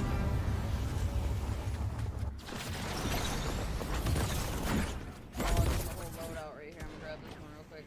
Fuck, fuck, fuck, fuck, fuck.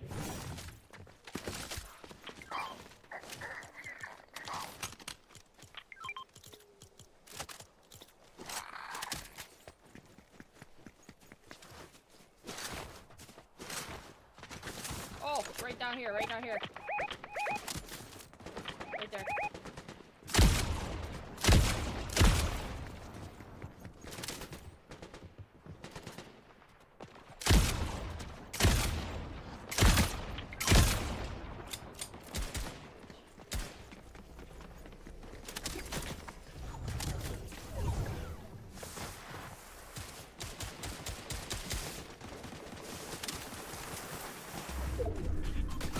Oh fuck!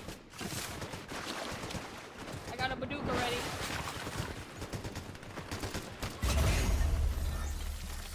That was about to say what the fuck, buddy?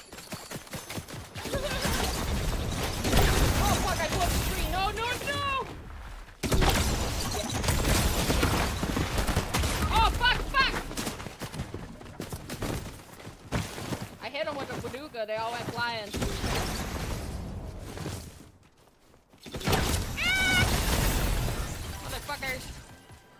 They waited till I was right by that ledge, too. The stupid fucking bitches, bro.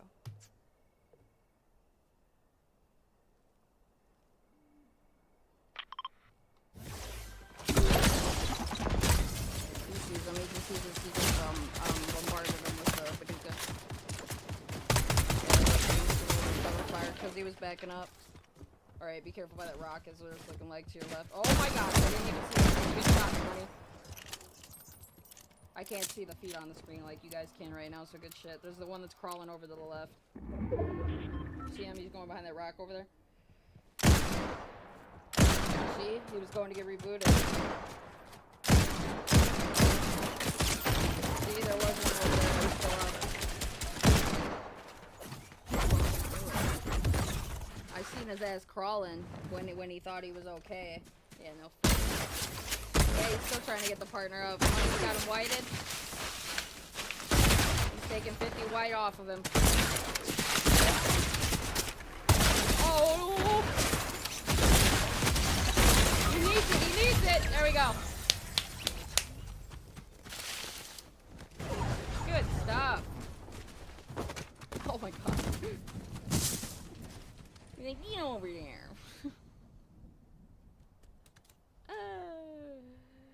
Fucking dead, bro. He threw you far enough to fucking get you fully up too. That's funny without the fucking sword touching y'all.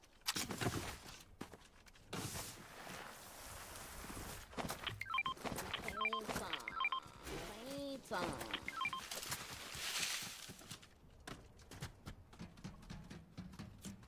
4 teams left, 9 people.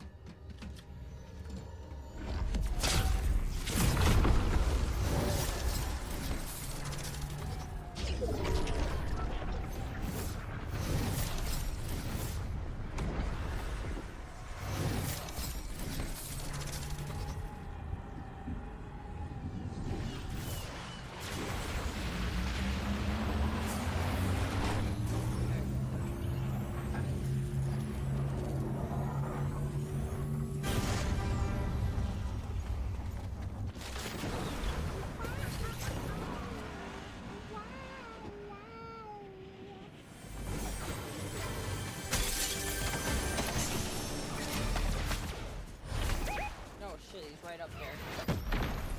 Good, I was gonna go right over there and fucking get the fucking slurp barrel. I'm safe, but we need to find a fucking stance. There's fucking fire coming from both sides. I'm getting it, damn it. Oh my god, I fucking just did that shot. That chicken by my head.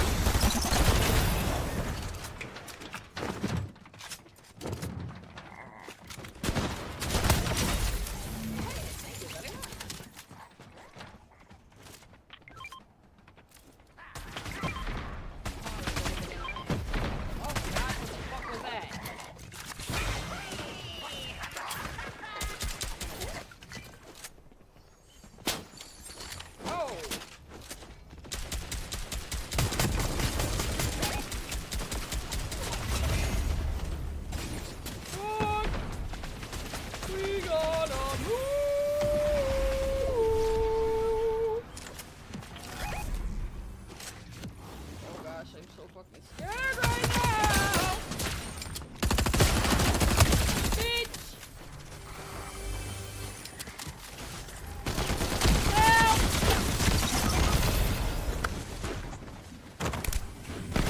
Yeah, you bitch. It's us versus the last team.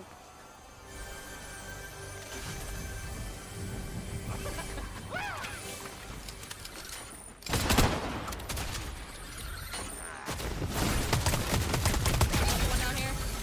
Another one coming.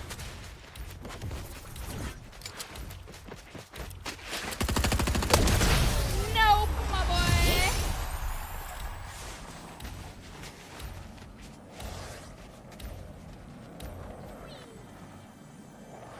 I'm fucking dead. He's like, oh my god. The gold. Yeah, dude, that fucking guy went running around the back. He went and tried to go down underneath. I seen his ass and I tag-towed his ass with the fucking SMG. It was fucking good. That was a very, very nice.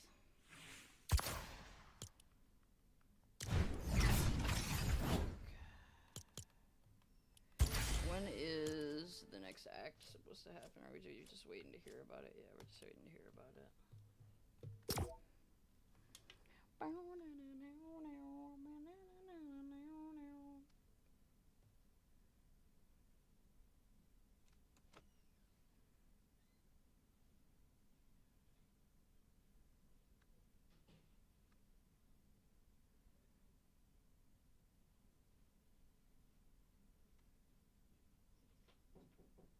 Come in. What's up? What? Where is she? Oh, I didn't know that. Hi, my baby. You don't got your best friend right now? My friend. Where's your best friend? I'm sorry, bud. I didn't know that. That's why you've been so lovey.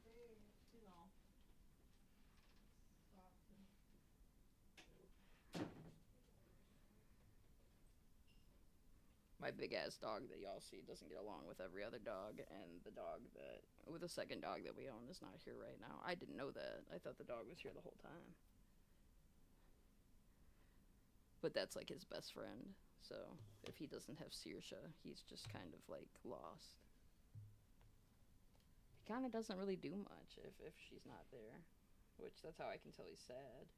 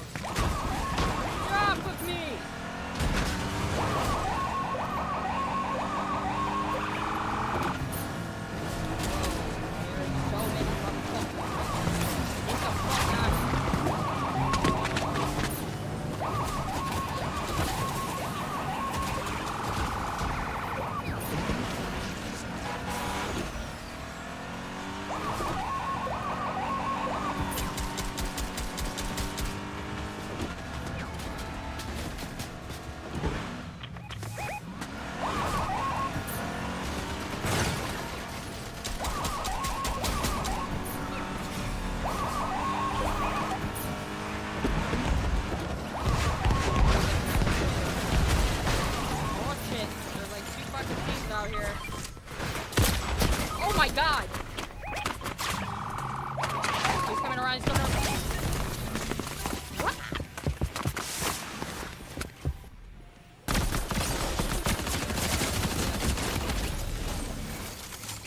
There's one in the front and in the back. That was fucked.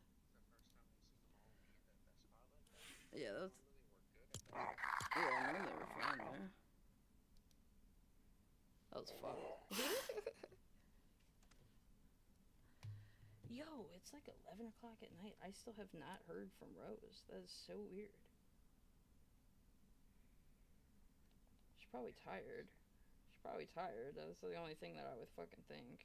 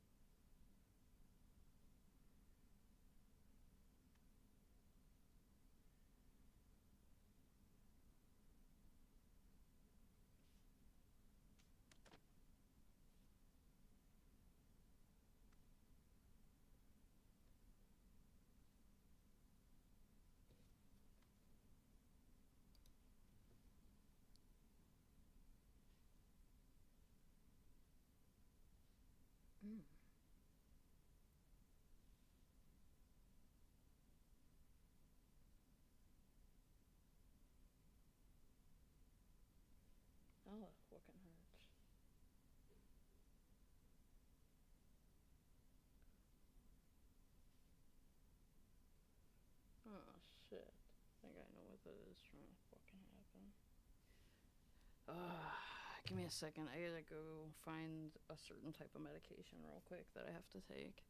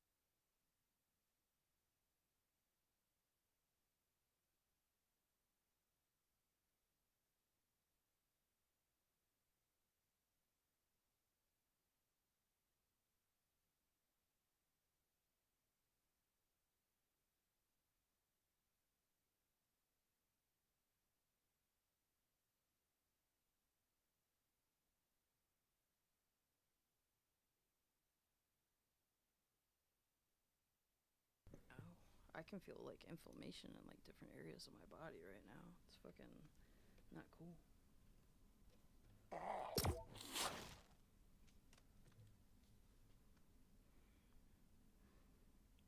Even in my ear. I don't know if it's because of the way that the headset is pressing against it.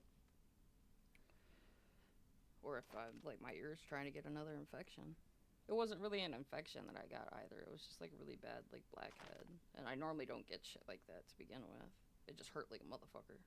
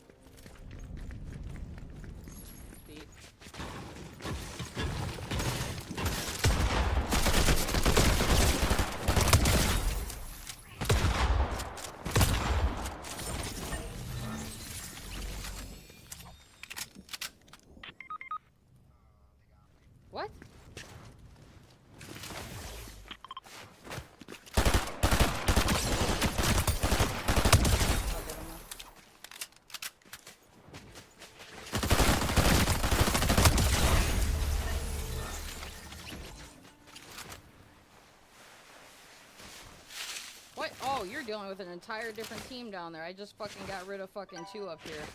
I'm coming. Yep. I just got rid of a whole team. That's what I thought that was bothering you. And then I realized how far away you were and I was like, fuck. Oh shit, what the fuck?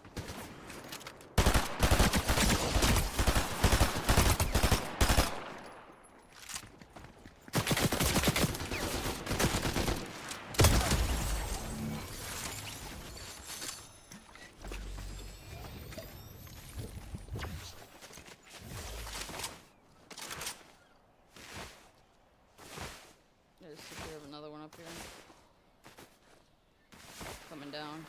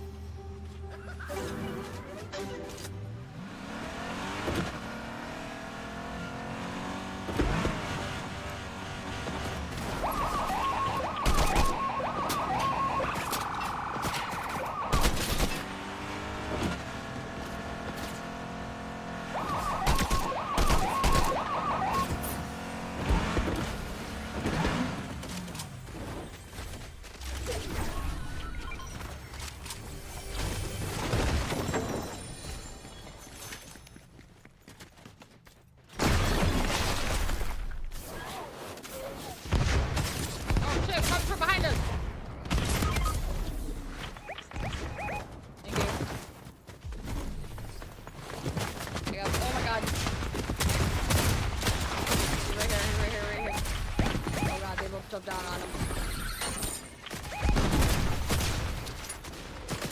Right there.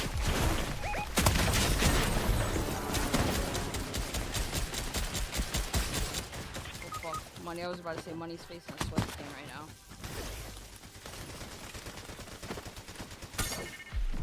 Like that was a sweat skin for damn sure. Yeah, as soon as I seen it, yeah, as soon as I seen it, I was like, fuck. And I see your life going down, I was like, fuck. Oh god, they're still chasing his ass.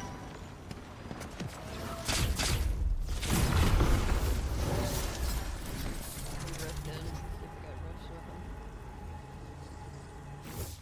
I didn't hear him come up with it. But that doesn't mean that he's still not following him. I don't see him following him now. That reboot van looks like it's drivable too. Take me away to greater places.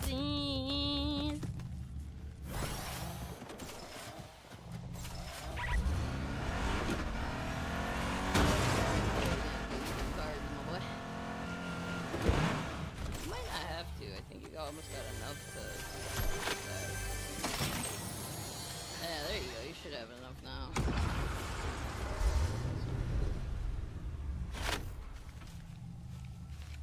Oh, okay. I was gonna say it should be enough for fucking since you already were both dead already.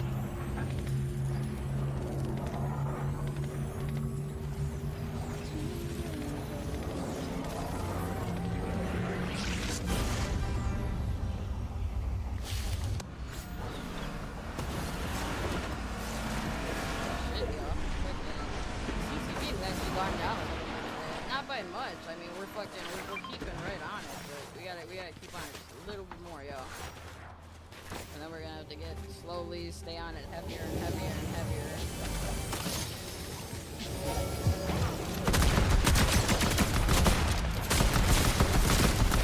Oh, you motherfuckers! Let's almost die. Get on top.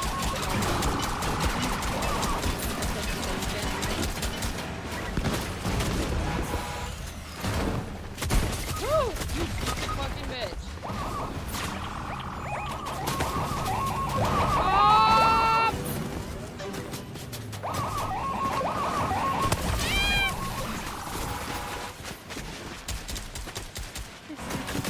Tag back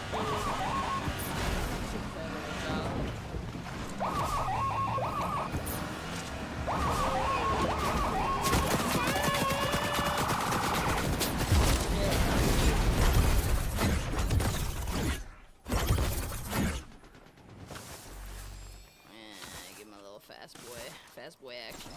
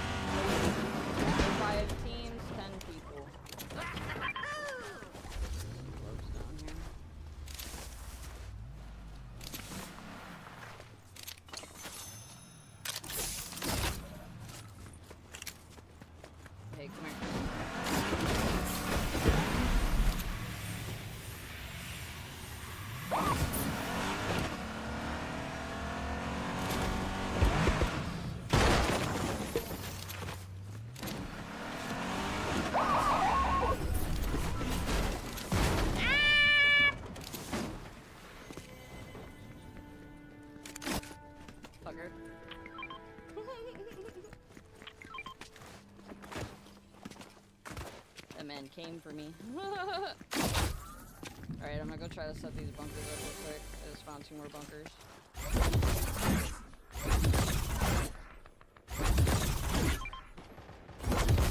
Oh, there's a reboot van over here too that's gonna open up. I'm gonna put bunkers down. To deal with it.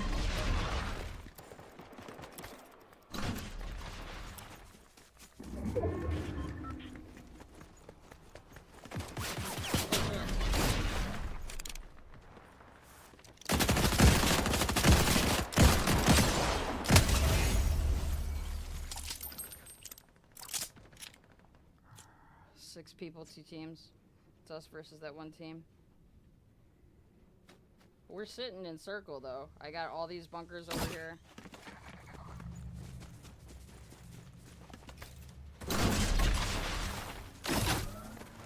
I got 4 up, so it's kind of confusing too. Like they won't know like as soon as we see them. Like they'll be I was about to say they'll be screwed when they finally do come out. God damn.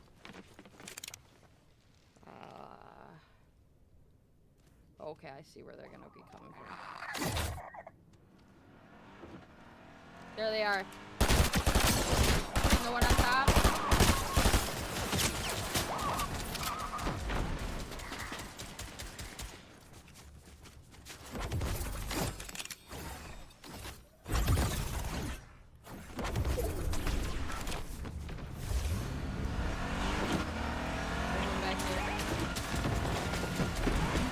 Down here too.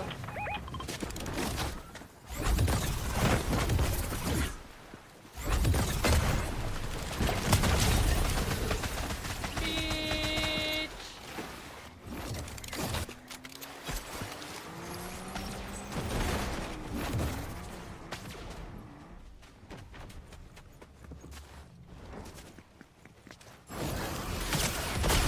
Oh fuck, they're over there.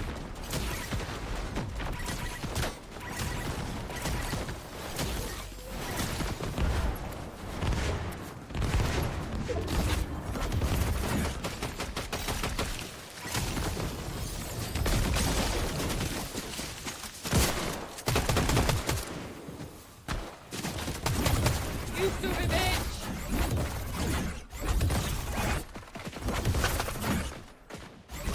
Yeah! I'm about to be like, bow, chicka bow. Bow, chicka bow, bow, bow, chicka bow, bam, bam, chicka bam, bam, bam, chicka bam, bam. Just like that, just like that, just like that. I think I got a crown went off that too.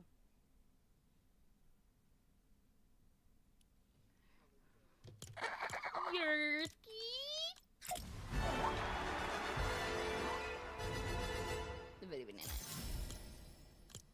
What the fuck is this emote? What the fuck? Why the fuck?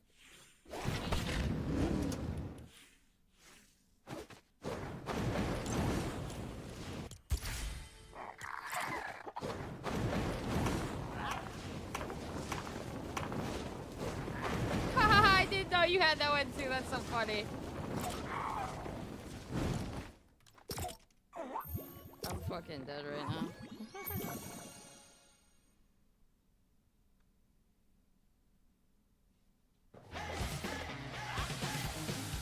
Let's go. Oh, we got the whole fucking camera out. I'm fucking dead.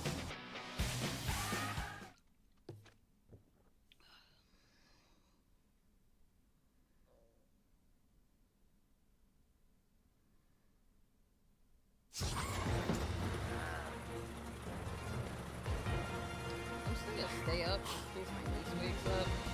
In worst case, I guess when Psycho goes to sleep, we'll just switch to Pragmata or Arc or something.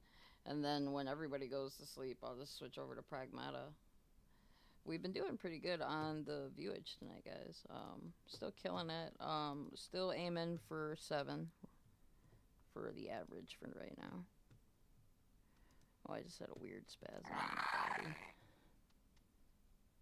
It wasn't my legs, it was something else. I don't even know what the fuck it was.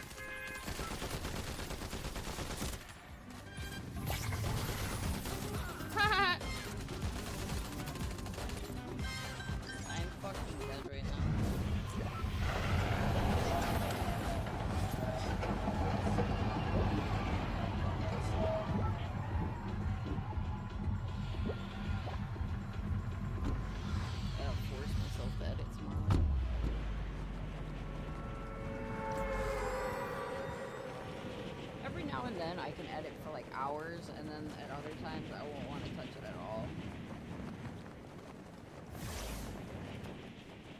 Sometimes I gotta make myself do it, which is what I don't like to do.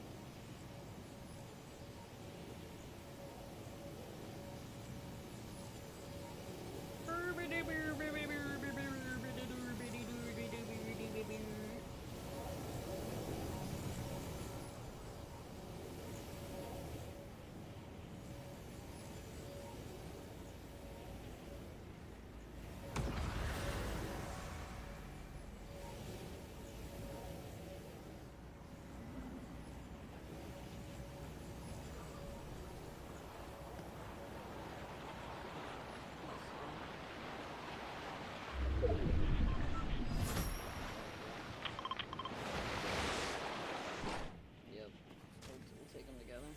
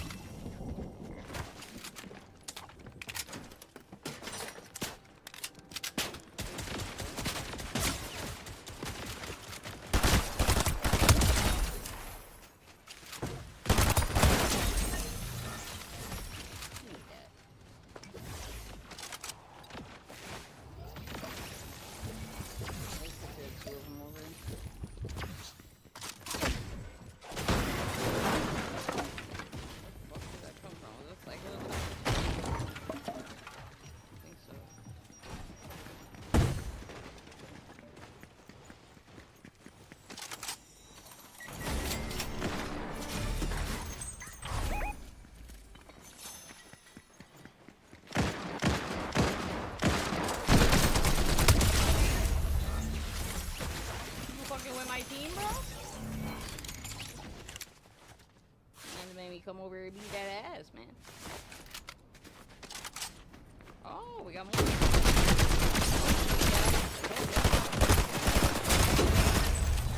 another.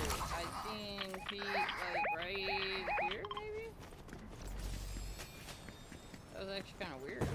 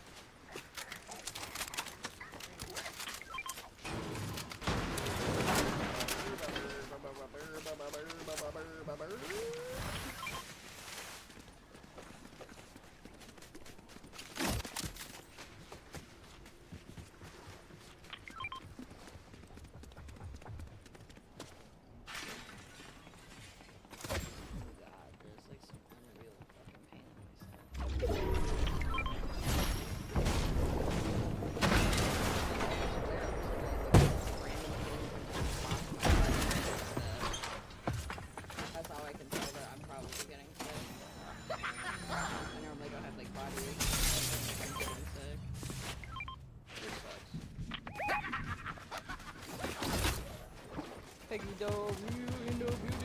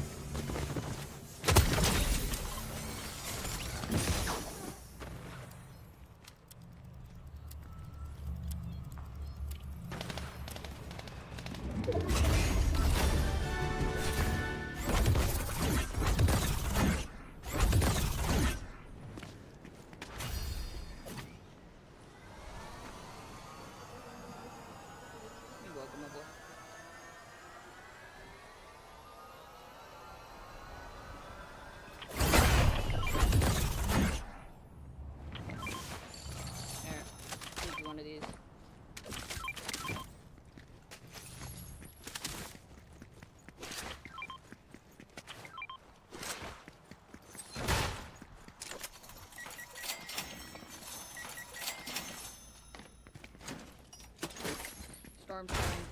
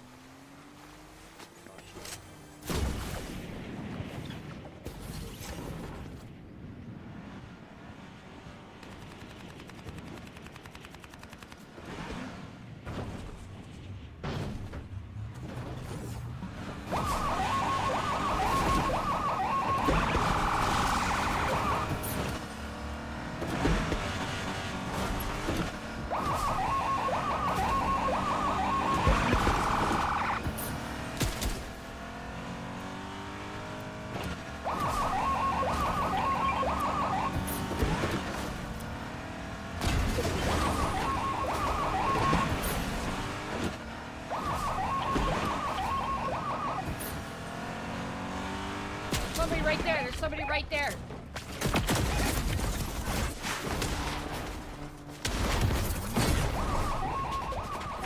There's people third-partying this. Oh my god. He's like one shot over here.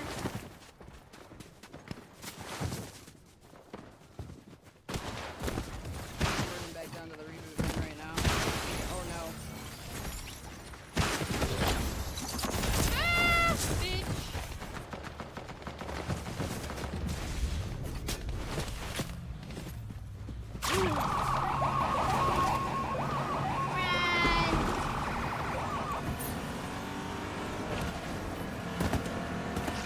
Oh, what the fuck?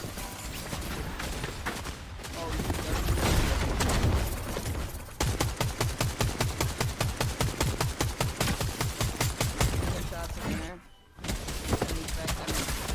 Oh shit, up this face. Coming up from up above too. Leave! Run! We got Dan in the building with the emojis. Let's go.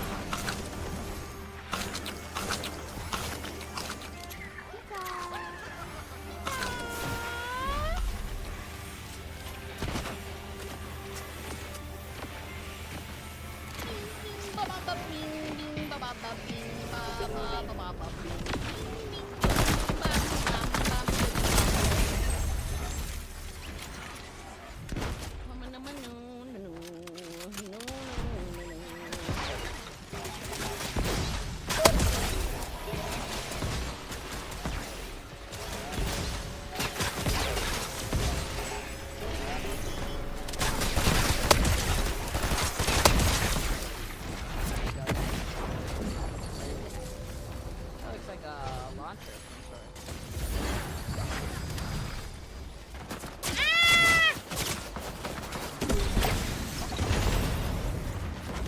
Oh my god! Oh shit! Why are there so many fucking feet right now? Yeah, I was about to say that's gotta be 2 or 3 teams. Yeah, I was about to say that's a lot. I seen fucking like 6 sets of feet other than us. That definitely means that there's 2 other fucking teams there at least. God damn. Anyone's go ahead and get fucked right there.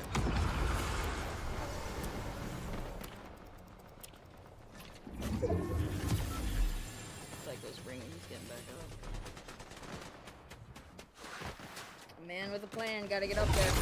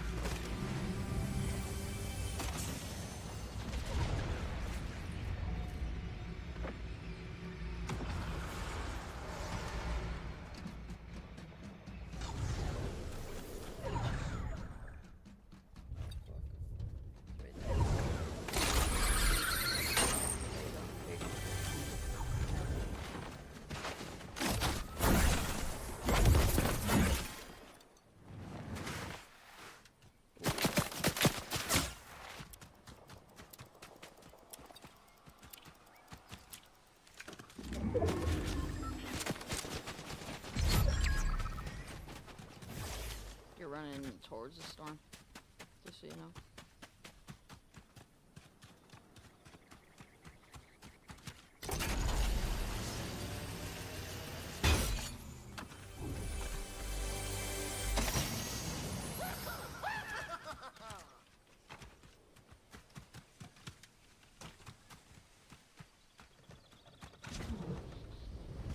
Good hops.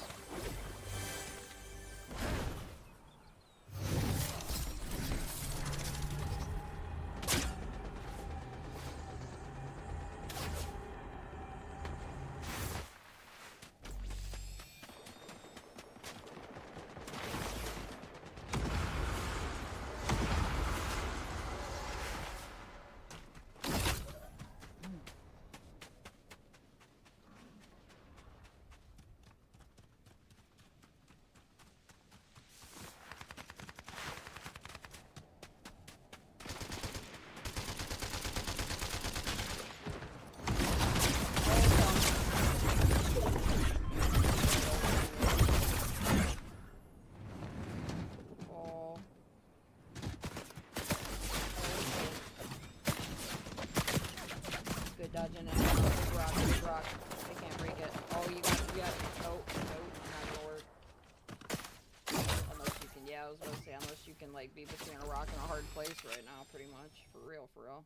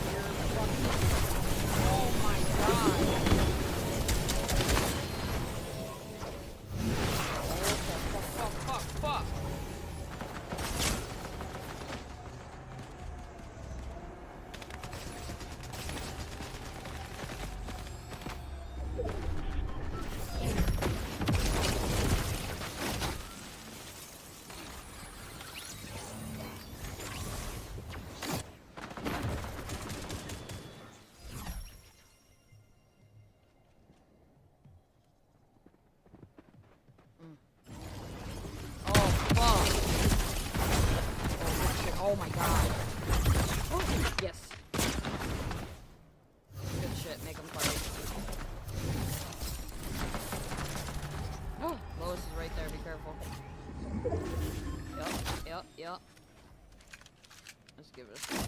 Just crouch so they can not know where you are.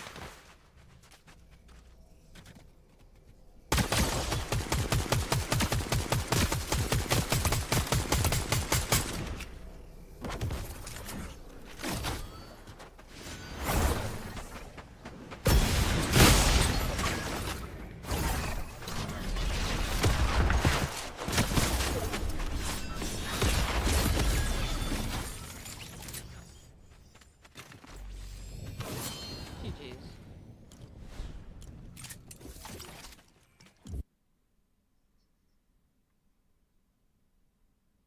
That's the Money Avenue end up building with the emojis. Let's go.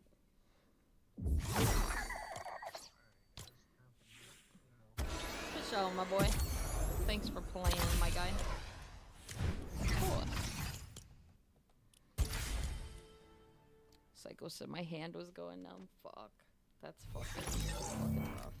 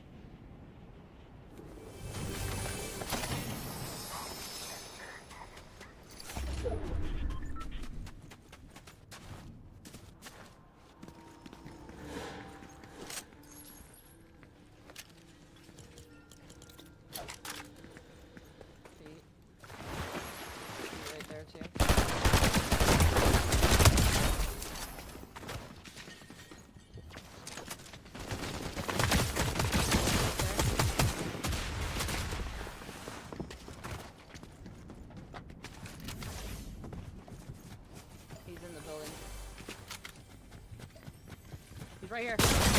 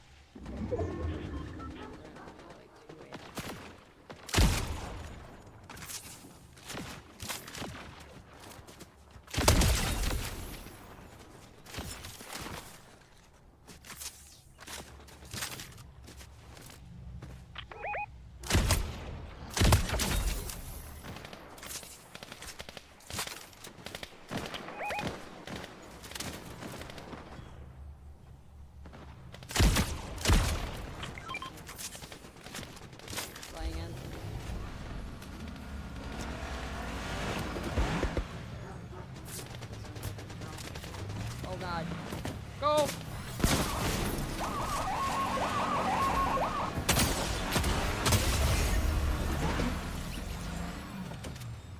That stupid fucking bitch. Oh my God!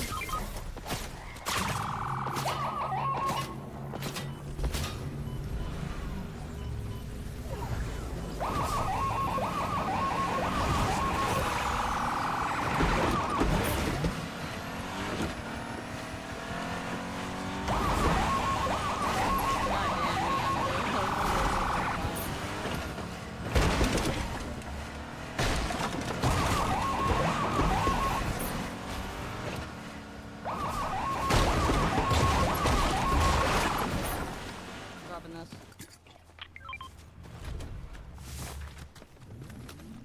Oh God. I'm about to shoot him.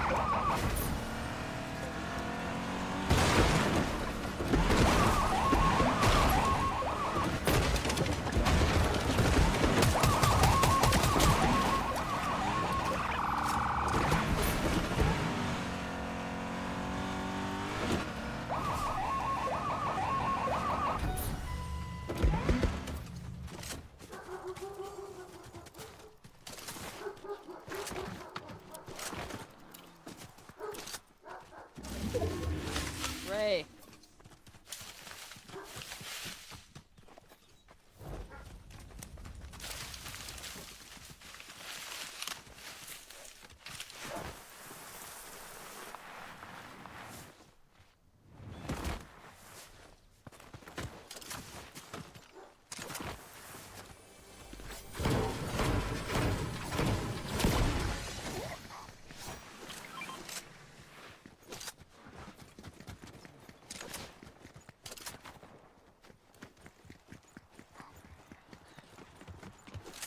In front of us they're shooting.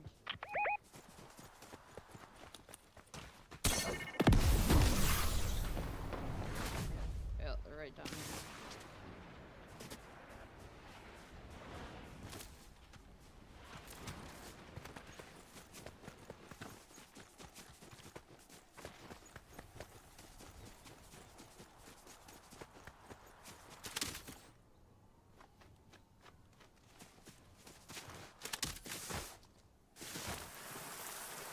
Right there, right there.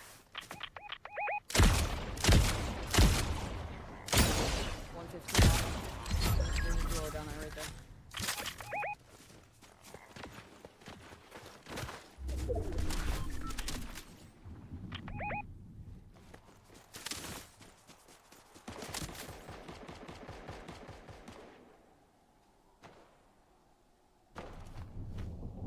It's like they're shooting over there too. There's gonna be people coming from the back of us.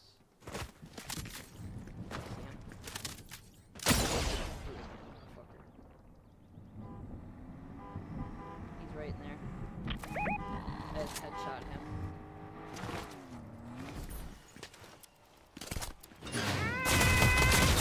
Oh God, there's one in the corner right here.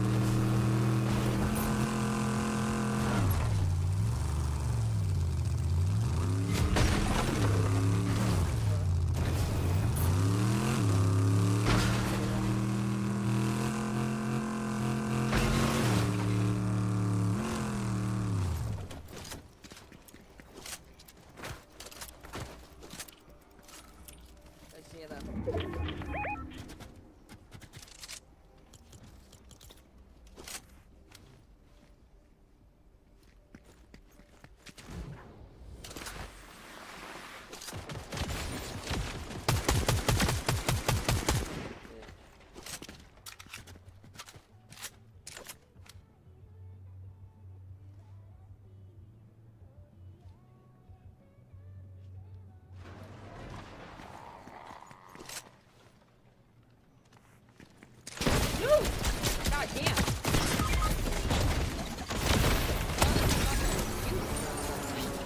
Oh, it's because your name was right above me. He's right. He's just crouching right down there by the kitchen. He right in there. Yeah, you see him by the. Bitch.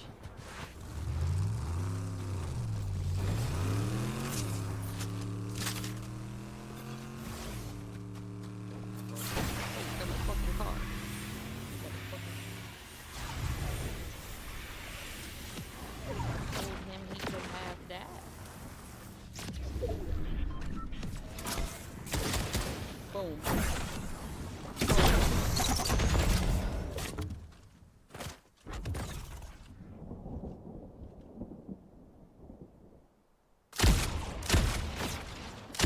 Three teams left.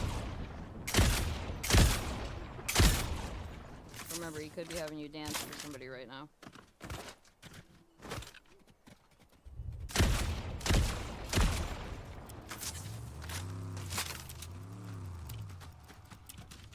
Good stuff, good stuff. 3 teams, 4 people still. Right there. You got Storm coming up on your back. The one's in the bunker right there.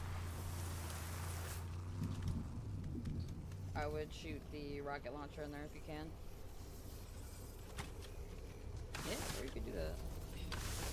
Yeah, you could just reevaluate it too. Oh yeah, the one that I put in there.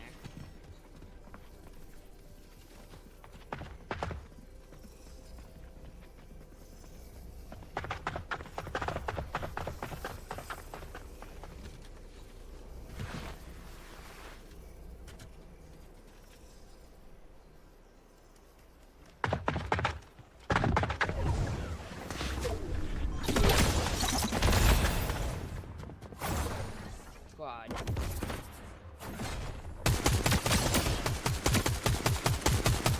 Oh God.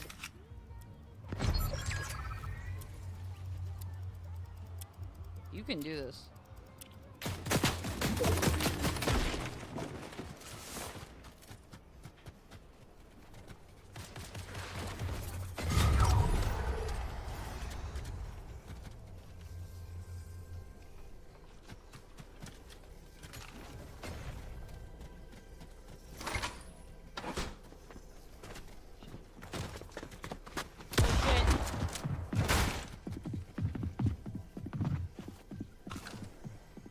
He's eating pizza.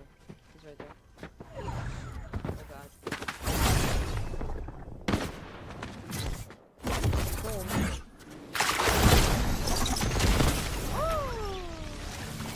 You fucking jeez. Gee fucking jeez. Good shit, my boy. Alright. Let me take a bathroom break and then I'll be right back, guys. Let me sit out real quick so the Psycho still wants to play. He can play. Alright, guys, and I'll be right back.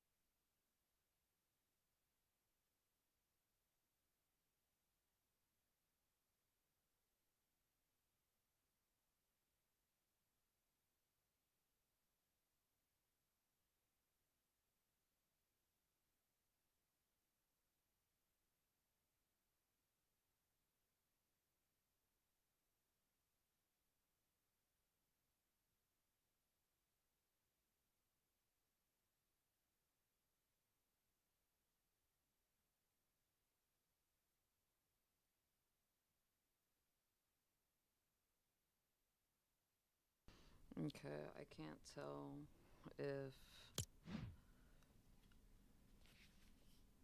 Oh, the stream lost fucking internet to it. And we did not recover well. Oh, fuck.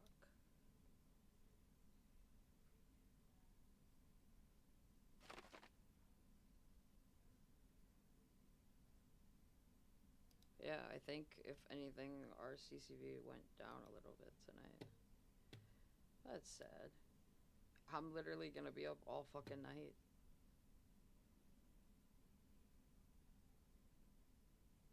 I don't even know what to do now. I mean, I'm still gonna be up playing fucking video games, but like...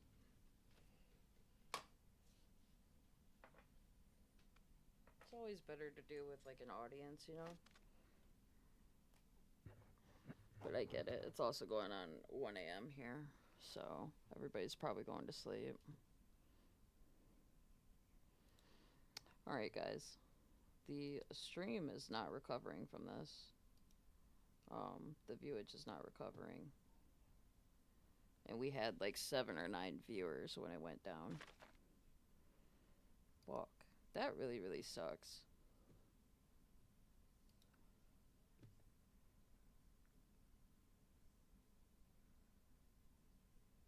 Maybe I can try to bring it back up, but like there's like no promises that I can give.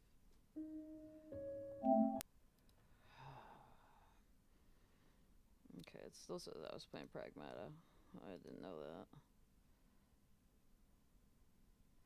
Alright, let me try to bring the stream back up, I guess. And then if it doesn't recover, we will just be done with it for the night.